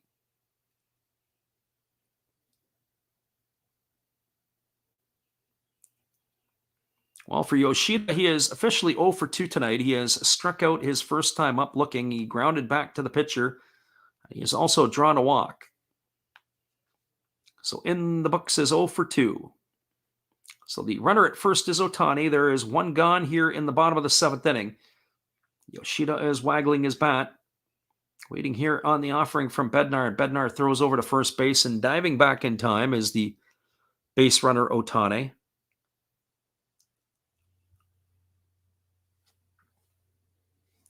We have our friend Jigga German here. He says, thanks for doing this. Fox fumbling the broadcasting. Well, we thank you for jumping in. Our channel on YouTube is Last Raps Baseball, and that is where we're streaming as well. So don't forget to jump in there when you can. And we have some script in here, as well as one of our friends from Japan is typing into the chat. A fastball swung on and missed. And the count now is 1-1 to Yoshida. So 1 ball and 1 strike it is. I haven't really paid a whole lot of attention to Fox and the other stuff, but we've been enjoying everybody that has been in here tonight listening to our feed. And here comes the pitch. It is a fastball swung on and fouled away, and the count goes to 1-2 on Yoshida. If you're interested, Yoshida is one of the long-form videos. We actually did a profile of him when he signed with the Boston Red Sox. It is on our channel. If you haven't checked it out, be sure to do it. Got some highlights throughout the video as well. Got a few more long-form videos coming up in the next little bit, so hopefully you guys can take a peek at it when you get a chance. So here comes the 1-2 pitch as Bednar holds set. Now he kicks and delivers. It is a breaking ball swung on and fouled away. That's going to keep the count at 1 ball and 2 strikes. When we do the Japanese games, a lot of people will pick up the Japanese feed but want to listen to the English call, and they sync our call to the game, and we get a lot of people who listen in that way. And if you get a chance, it gives it the excitement as well. Here's the pitch from Bednar. It's a fastball that misses down, and the count goes to 2-2 on Yoshida. So 2 balls and 2 strikes. Waiting on deck is Munetaka Murakami. So I'm curious to see how this game will play out for the Americans here, as they've only got 6 outs left to play with, and they've got to probably face Darvish and Ohtani. There's a breaking ball swung on. It's grounded over to second for 1. Back to first. It's an inning-ending double play. That's going to go down in the books as a 6-4-3 variety. That will do it here for the Japanese in their half of the 7th inning. Well, there was no runs in the inning. There was the infield hit by Ohtani, but he was erased in the double play. No errors and nobody left the board. We're through 7 complete. It is the United States trailing Samurai Japan 3-1. Stick around, everybody. We'll be back in just a few moments with all the action after this. It is Team USA coming to bat.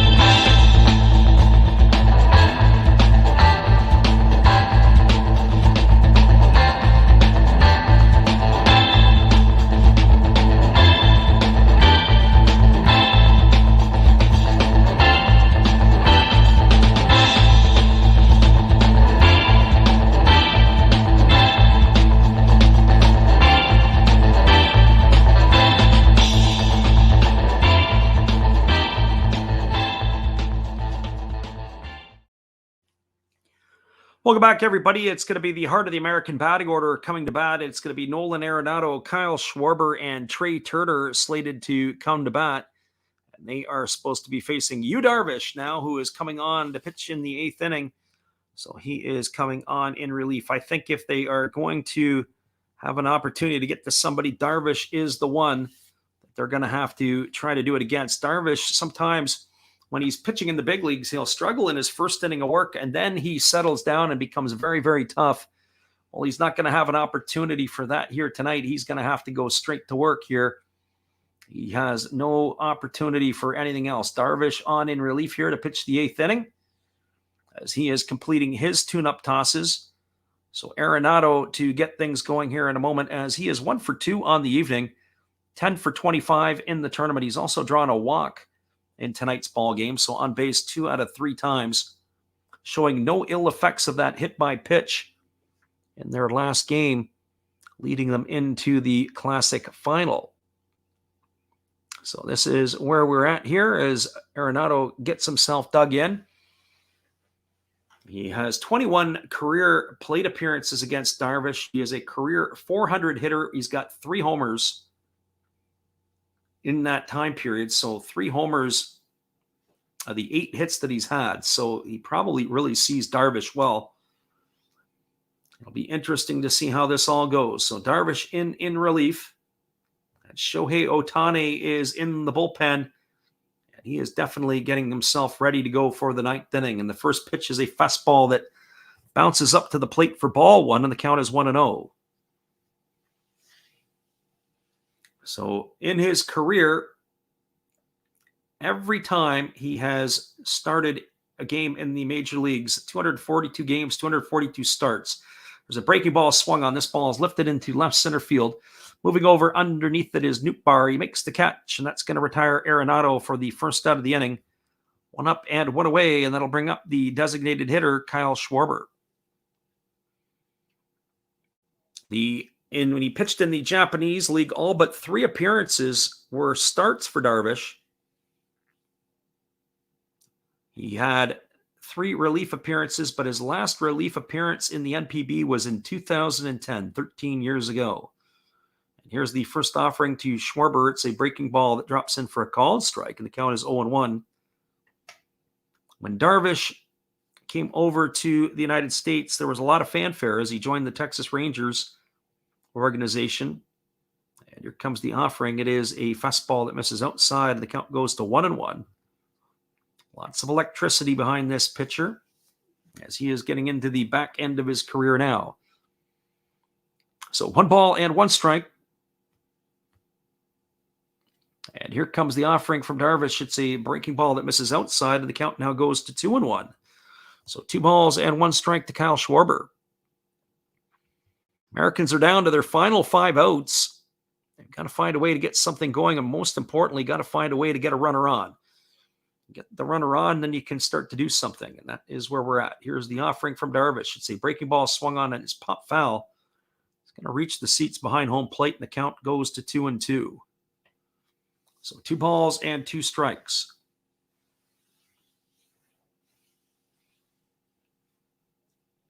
Right-hander Darvish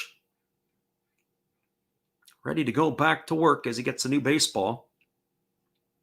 He's working from a set position. He kicks and he fires. It is a fastball swung on. This ball is belted way down the right field line. He turned on that one. It went into the top deck, and it must have went about 30 rows up, but it was about 3 sections foul. Absolutely scorched it. That was a moonshot by Schwarber. He was way out in front of that pitch. But all for naught, as it is a long foul ball. Here comes the 2-2. There's a breaking ball swung on, another ball grounded foul down the first base line, and the count remains at 2-2 to Schwarber. Very impressive foul ball. I mean, that ball was into the top deck in Miami, and not just 1 or 2 rows into the seats. We're talking about 15, 20 rows back. But of course, it was hooked foul by about 3 sections. So 2 balls and 2 strikes. Here's the offering from Darvish. It's another breaking ball, and another one swung on and fouled away over on the first base side, and the count is going to remain at 2-2. So 2 balls and 2 strikes. As we said, crunch time here in Miami. United States down to their final 5 outs. They need a base runner. They need to find a way to cash a couple of runs here to extend this ball game. But why do I think the drama is not over yet? Shohei Ohtani to come in the 9th. There's a fastball swung on. This ball is belted foul down the right field line. Boy, he has hit some balls off of Darvish hard, has Kyle Schwarber, but that one was hooked into the seats. It's going to keep the count at 2-2. This is going to be the 8th pitch of the at-bat coming up for Schwarber, and he has not been fooled yet. You just got to be able to straighten out a little bit. So 2-2 offering ready to go again. Let's see what Darvish has in his bag of tricks. And the pitch is on the way. It is a breaking ball swung on. Another one belted foul. And this one here is not going to reach the top deck. It's going to get into that club level type seating. That ball again hooked foul. And again, the count stays at 2-2. Our friend Steve Rademacher says, wait till pitch number 11 or 12. Yeah, the way it's going here, we might see a couple more pitches and a couple more foul balls. But you have to say, Schwarber is right on Darvish. Maybe if he can take a little bit more off the pitch. Here's the pitch. It's a 2-2, and it's a fastball swung on, and this ball is belted. You don't have to wait for pitch number 11 or 12. It's coming right now. That ball has been deposited into the upper deck. Kyle Schwarber has just cut the lead to 1, as it is now a 3-2 ball game. As he drives that ball into the upper deck, it's a solo shot for Schwarber. That hole at bat, you could just see off of Darvish. There was no mystery here. That ball there was absolutely scorched. His foul balls, he was just tomahawking him into the stands. And now he's cut the lead to 3-2. That is why Kyle Schwarber is a playoff-type player, and the Philadelphia Phillies should be grateful to have him, just as the Cubs were when he was a Cub.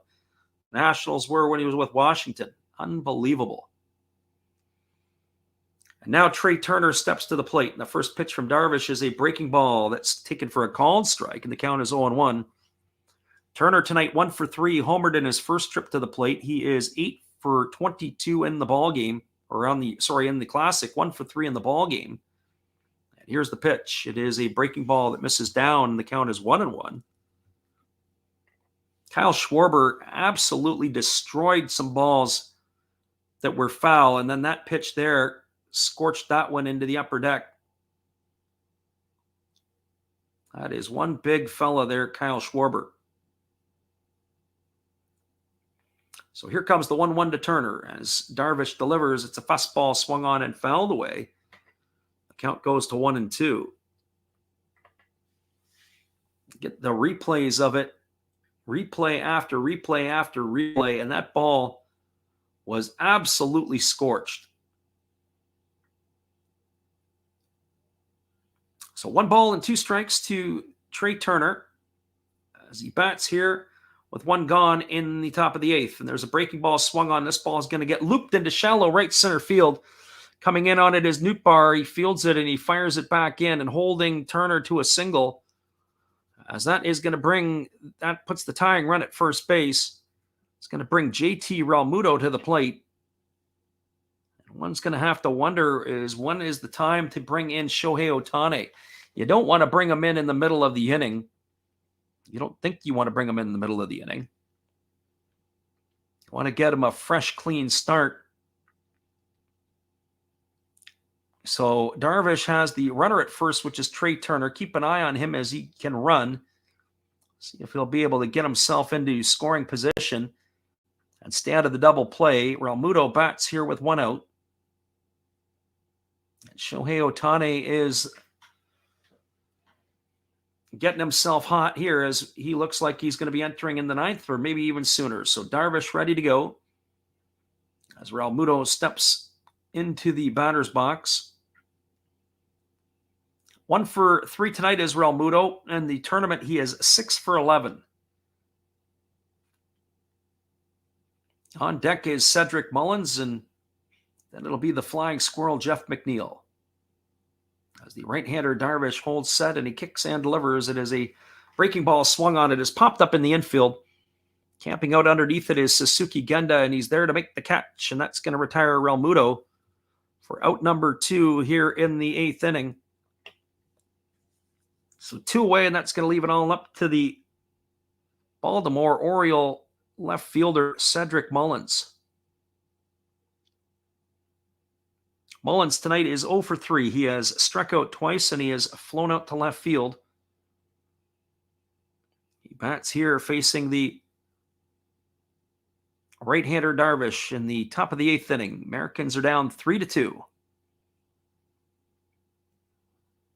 And here comes the offering from Darvish as he holds set, now kicks and fires. It is a breaking ball swung on. This ball is lifted into straightaway center field. Moving over just slightly to his right is Nootbaar. He makes the catch, and that is going to do it. That is going to retire the USA here in the 8th inning. They got 1 run in the inning on a mammoth shot by Kyle Schwarber. There were 2 hits, no errors, and 1 runner left the board.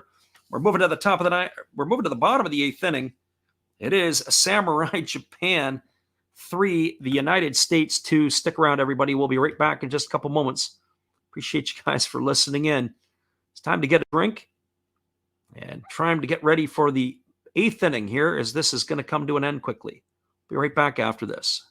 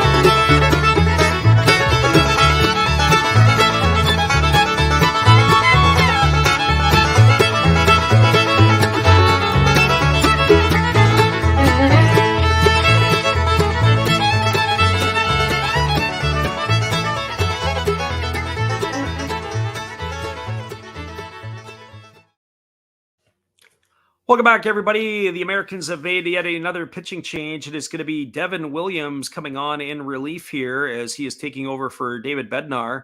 He is going to be facing Munetaka Murakami, Kazuma Okamoto, and Tetsuda Yamada.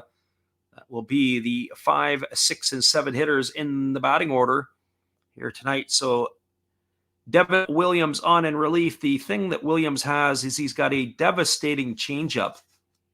I mean, the hitters know it's coming, and they can't do anything with it. He is absolutely electric.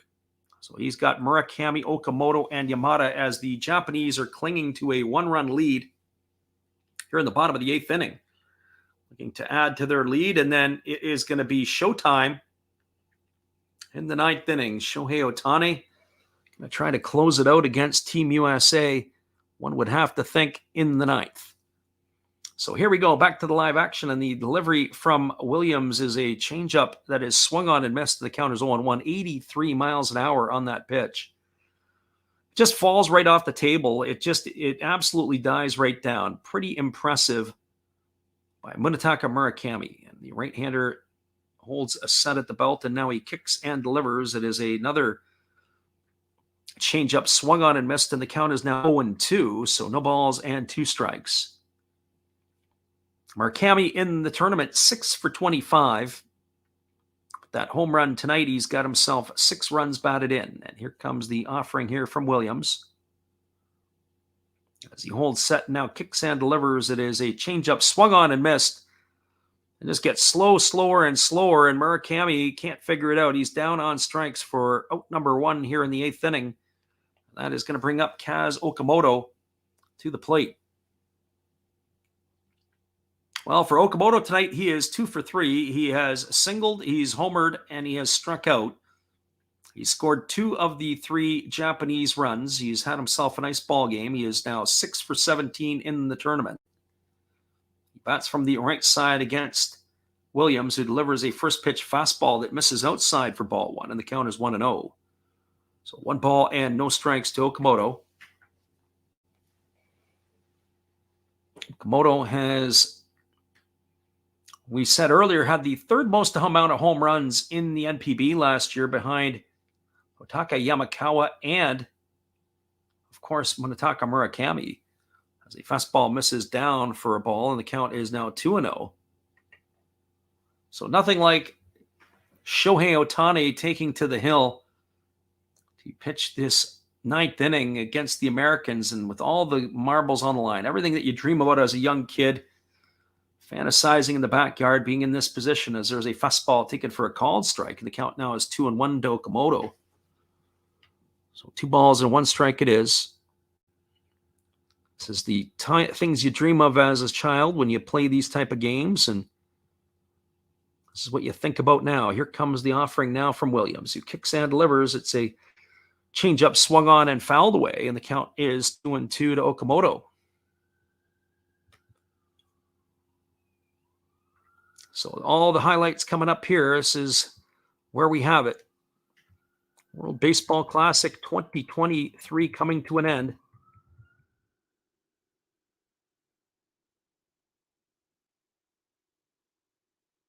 Here we go. Here comes the offering to Okamoto. The 2-2 on the way. It's a changeup that misses down. And that is now going to run the count to 3 balls and 2 strikes to Okamoto. Lots of excitement to be had in this game, that is for sure. As the right-hander Williams now kicks and delivers, it is a changeup swung on and missed. And Okamoto is just going to turn around and walk back to the dugout as he is gone for out number 2, and that is going to bring Tetsuya Yamada to the plate.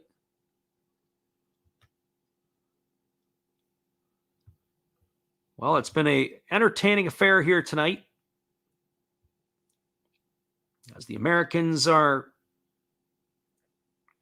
going to be down to their last wrap, so to speak, in the 9th inning. They're going to have to do it against Shohei Ohtani. So the right-hander Williams ready to go here as he's facing Tetsuya Yamada. He kicks and delivers. It's a fastball that misses outside for a ball, and the count is 1-0. Yamada tonight 0 for 2. He has flown out to right field twice. He walked and stole a base back in the 6th inning. So here he is facing Devin Williams. The right-hander works to the set position. Even though there's nobody on, and he delivers. It's a fastball at 91 that misses upstairs, and the count is 2-0. So 2 balls and no strikes. 2 gone here in the bottom of the 8th inning. The shortstop Suzuki Genda waits his turn on deck. It's 2 balls and no strikes to Yamada. Williams leans in. He gets the sign from Realmuto, and he works to the set position. And now he kicks and delivers. It is a fastball that's taken for a called strike, and the count now goes to 2-1. So 2 balls and 1 strike. We are definitely in crunch time. And it'll be interesting to see how this is going to play out with the big fella, Shohei Ohtani, slated to come in for the 9th. There was a fastball that's taken at the knees for a called strike, and the count is now 2-2 to Yamada. Well, Williams hasn't had to go to his bread and butter in this at bat, which is his changeup, but you can pretty much expect it's coming now. And there's nothing worse when you know it's coming and you still can't hit it. So here's the 2-2. As Williams kicks and delivers, it is a changeup that misses down and in, and Yamada does a good job to hold off on that one. The count is 3-2. Williams is trying to retire the Japanese in order for the first time tonight. I guess it did happen in the 3rd inning, but it was unconventional because they had to erase Yoshida in a double play. And here's the pitch from Williams. It's a fastball swung on and fouled away. It's going to reach the seats down the right field line, and the count is going to remain at 3-2. So 3 balls and 2 strikes. Shohei Ohtani has completed his warm-up tosses, and he looks like he is all ready to come in.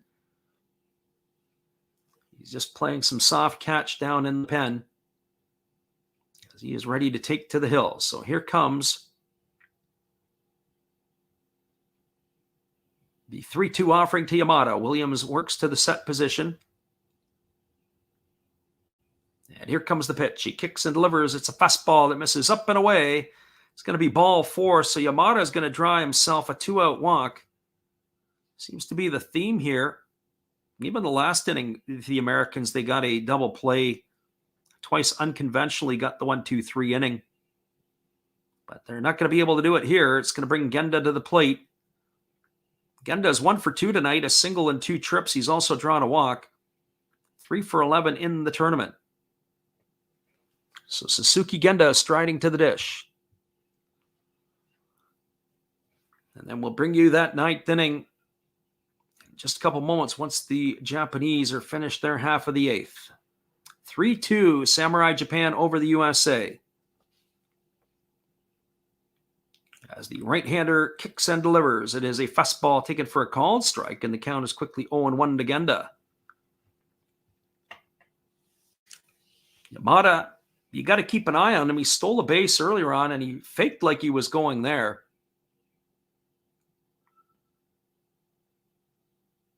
So here comes the offering as he kicks and delivers, and Yamada is on the move. The ball bounces up to the plate. It's thrown down to second, and Yamada is in time. So he's got himself into scoring position. Tetsuya Yamada with his 2nd stolen base of the game, the Yakult Swallow second baseman. That last pitch was a ball as it was bounced up about a couple of feet in front of home plate. Throw down to second, not in time. It was a good throw by Realmuto. The tag was just a little bit high on the shin. Trey Turner applied the tag, but not quite in time. And now Realmuto is going to go out to the mound and have a chat with his counterpart. Our friend Josh S. says, is it going to be Trout and Ohtani in the 9th? Oh, yeah, it is. You got McNeil. It'll be McNeil, Betts, and Trout to come to bat in the 9th inning. And so how cool would that be to see Mike Trout facing off against his teammate Shohei Ohtani? You can't write this script any better, or can you? So here we go. Devin Williams checks the runner at second base. And here's the offering to Genda. It's a changeup swung on and missed, and the count now goes to 1-2. As Genda does a 180, and he's talking to himself. Now he's ready to get back into the batter's box. So 1 ball and 2 strikes to Suzuki Genda. Once this game is over, we will give you a full recap on all the scoring that took place in this one, and then we'll sign off for the night. But we still have a lot of action between now and then. Here's the pitch from Williams. It's a changeup that misses down. A good block by Real Muto. Runs the count even to 2-2. So 2 balls and 2 strikes. Have to say, other than the Cuba-US game, it's been a very entertaining quarterfinals and semifinals of the Classic. You can't ask for much better. You can't draw it up any better than this. The script writers at Major League Baseball have done a good job, so to speak. For baseball in the month of March, here comes the 2-2 offering as Williams kicks and delivers. It is a changeup swung on. It is grounded softly to third. Arenado fields it. He has to hurry across the diamond, and he's going to nail Genda by a half a step. It's going to go down as a ground out 5-3, and that will do it here in the 8th inning for Samurai Japan. Well, there were no runs in the inning, no hits, no errors. There was a walk, and it was a runner left on base. We are now moving to the top of the 9th inning.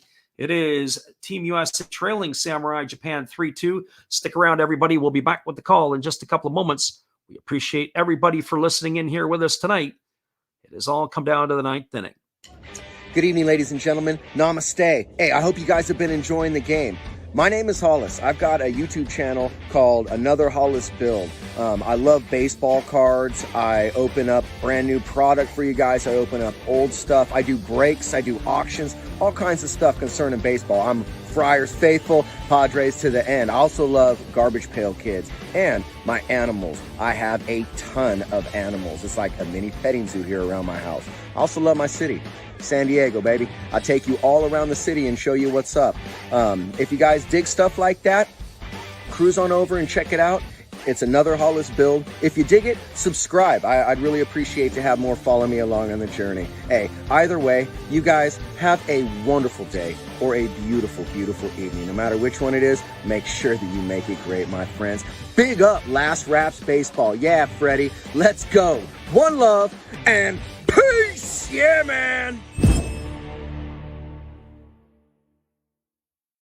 Matt Hollis and your support of the channel, and in turn we support Matt. We'll be back with the top of the 9th inning in just a moment when we return after these musical tunes, and it will be the 9 1-2 hitters to come to bat for Team USA.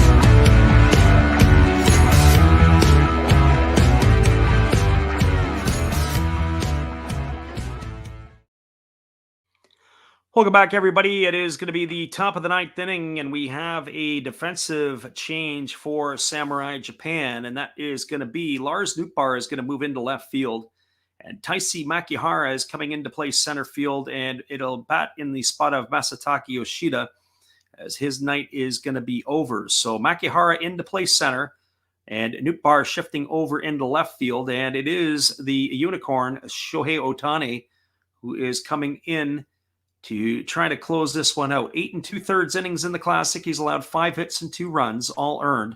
He has struck out 10 and walked 1. Of course, that is against China and Italy. So this isn't China or Italy that he is facing here. He is facing Team USA.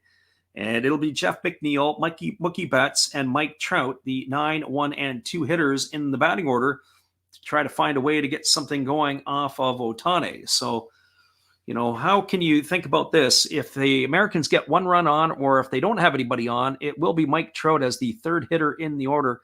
The 2 most prolific players you would think, other than Aaron Judge right now in the game today, will be facing off against each other. And of course, they're teammates. So unless you're watching a scrimmage or a practice or a simulated game, they probably wouldn't face each other in a game at this point. So Ohtani versus Trout is everything that Major League Baseball could want, with the Trout being the 3rd hitter to come up this inning.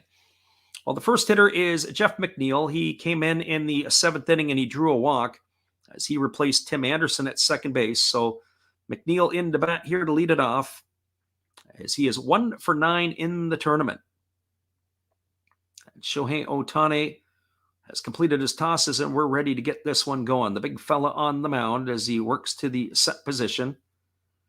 And here comes the first offering to McNeil. He kicks and delivers. It is a breaking ball swung on and fouled away, and the count is quickly 0-1. So the first pitch to McNeil, hard slider, as that was coming right in on his hands, and he fouled that away down the first base side. So McNeil, Betts, and Trout. Ohtani here leans in. He gets the sign from his catcher, Yuhei Nakamura, and he works to the set position. He takes a breath, and now he kicks and delivers. It's a fastball at 101 miles an hour that misses down for a ball, and the count goes even to 1-1. So 1 ball and 1 strike to Jeff McNeil. It's a great night for baseball in Florida, as the Americans are playing here against the Japanese, trailing 3-2 in the top of the 9th inning. Shohei Ohtani works to the belt, and now he kicks and delivers. It's a fastball at 100 that just misses upstairs, and the count goes to 2-1. So 2 balls and 1 strike. You got to think that his heart rate has got to be pumping through the moon. So 2-1 it is to Ohtani. When I think about it, what time is it over in Japan? I believe it's about 11:30 in the morning Japan time, and there's a breaking ball that misses outside, and the count now goes to 3-1 on McNeil. Oh boy, he's going to get himself into a little difficulty here. He's going to have to slow it down a bit. Let McNeil have the opportunity to put it into play. You don't want to walk him here with Mookie Betts and Mike Trout coming to bat. When you look at the lineup, at least 4 future Hall of Famers in the lineup for the Americans, if not more. There's a fastball that swung on and fouled away. And the count is 3-2. And Betts, Trout, Goldschmidt, and Arenado all on that path to go into the Hall of Fame. And that doesn't include some of the other players that the script is not finished being written on some of the others yet.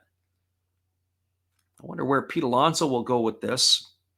You have to make sure way JT Realmuto is playing behind the plate. Maybe he's got a chance down the trail, but they're going to have to put up some more years. Trey Turner, I don't know.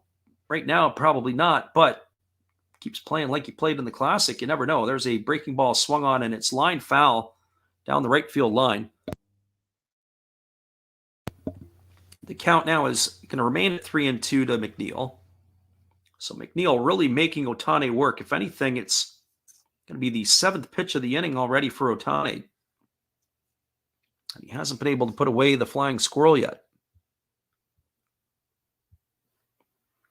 So 3 balls and 2 strikes. McNeil digs himself in, ready to get the payoff pitch from Ohtani, who comes to the set position. And he kicks and delivers. It is a fastball that just misses low for ball 4. And Jeff McNeil has drawn himself a walk. That was a very close pitch. But I have to agree with the home plate umpire, Lance Barksdale, on that one. And so does the K-Zone. It just snuck underneath it.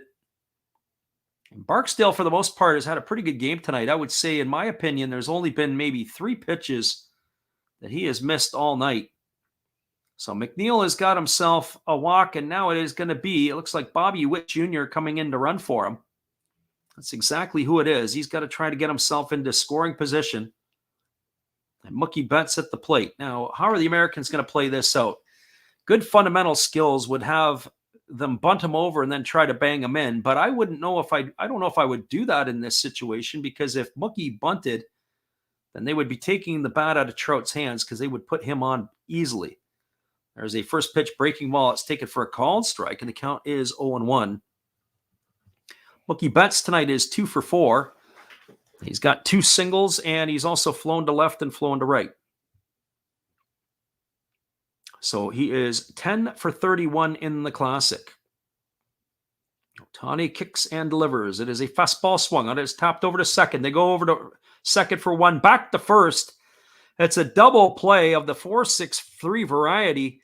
as Mookie Betts has grounded into the double play, and that is going to leave the Americans down to their final out here in the ninth inning, and it's going to be Trout versus Ohtani.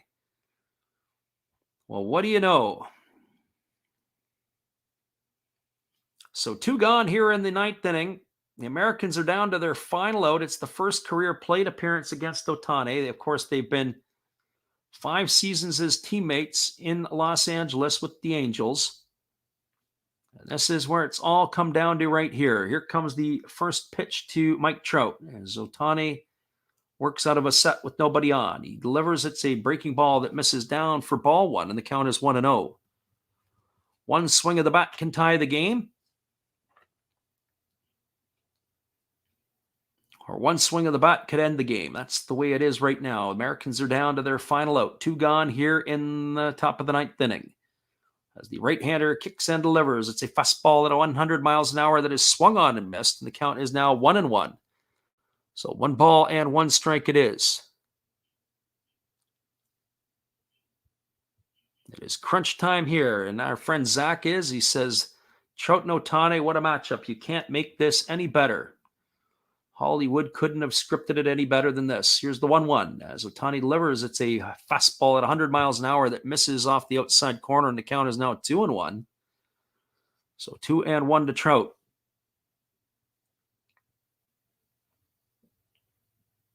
And our friend earlier, Epiphany baseball card collector, was saying, and what happens if Mike Trout got hit? Well, could you imagine if he got hit by his own teammate in this situation? So here's the 2-1. As Ohtani comes in, he throws a fastball at 100 miles an hour right by Trout. It was a cookie right down the middle, but he blew it by him. And that's going to run the count to 2-2. So 2 balls and 2 strikes. As he got up his sleeve here for the final one. Yeah, Trout acknowledges that was a pretty darn good pitch. So 2 balls and 2 strikes. Pitch number 14 of the inning coming up here as the right-hander ready to deliver to Mike Trout. He holds set at the belt. And now he kicks and fires. It is a fastball at 102 that goes all the way to the backstop. It's going to run the count to 3 balls and 2 strikes. Paul Goldschmidt waits his turn on deck. Arenado is in the hole. So here we go. Here comes the 3-2 to Trout. Ohtani leans in. He gets his sign from his catcher, Yuhei Nakamura. He works in the set position with nobody on. He kicks and delivers. It's a breaking ball swung on and missed. And the Japanese are the 3-time World Baseball Classic champions, as they are going to win this one here, as Mike Trout has gone down on strikes for the 3rd time tonight. And your final score from Miami, it is Samurai Japan 3 and USA 2. We'll be back in just a couple moments to wrap this one up. We appreciate everybody for being here and listening in tonight. And we thank you for all of that. We'll be back in 30 seconds, as it is Samurai Japan winning this one 3-2.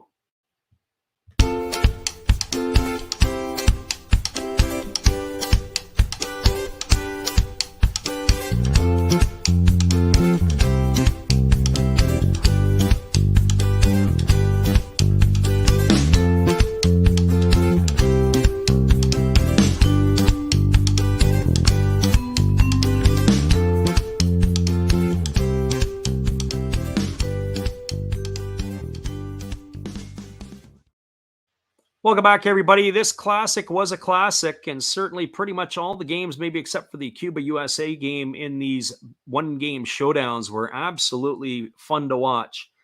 The Japanese have won this game 3-2, and they are in full celebration mode as they have beaten the Americans on home soil 3-2 to win their 3rd World Baseball Classic. Well, we'll give you a recap of this one before we shut her down. And as I say, we want to thank everybody for jumping in our stream in the last few nights to listen in. It's been a lot of fun. First of all, the scoring got going in the top of the 2nd inning with 1 out. It was Trey Turner hitting his 5th home run of the tournament, a solo shot with 1 gone to open the scoring 1-0 for the USA. At the bottom of the 1st inning, the Japanese responded with Munetaka Murakami hitting his 1st homer of the tournament to lead off the 2nd inning, and then it was Kaz Okamoto singling And then after 1 out, Suzuki Genda singled, and a walk to Yuhei Nakamura upstepped Lars Nootbaar, and he grounded out to first base, and that brought home the second run of the inning, and that put the Japanese ahead 2-1. Well, we skip ahead to the fourth inning, and it was Kaz Okamoto leading off the fourth with a solo shot, and that put the Japanese up 3-1 against the Americans. And then it was all the way to the eighth inning with one gone. Kyle Schwarber came up and had a marathon 10-pitch at bat where he rocketed some balls into the seats foul before finally depositing one into the right center field gap into the upper deck. And that cut the Japanese lead to 3-2 as Team USA had clawed back. Well, it ended up getting to the ninth inning, and we got everything that we wanted. The Americans had a chance to tie the ball game. They got a leadoff walk from Jeff McNeil. Then Mookie Betts grounded into the double play, and it was Mike Trout versus Shohei Ohtani. And it was Ohtani getting the best of Trout, striking him out for the third time tonight as Trout went down on strikes. And that was how the ball game ended.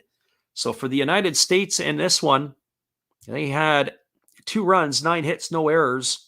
For the Japanese, they had 3 runs, only 5 hits and no errors. And your final score, once again, was Team Japan 3 and Team USA 2. And that is your final score. Once again, everybody, we do appreciate everybody who's listened in to us over the last few nights. We will be back on the weekend as we'll be doing Japanese exhibition baseball. And then everything gets going for us next week as we will be calling some of the NPB games, beginning with the season opener between the Hokkaido Nippon Ham Fighters and the Tohoku Rocket and Golden Eagles. That game is going to open up the brand new park in Hokkaido, as they've got a nice new stadium, retractable dome, the whole piece. So hopefully you guys can join us for some of that action. Once again, it's been another Last Rouse Baseball video production. We hope you all have a great night. Come on back and see us again later, but we do appreciate you for all being here and listening in to our call of this one here. Have a great night, everybody, and we will see you again later.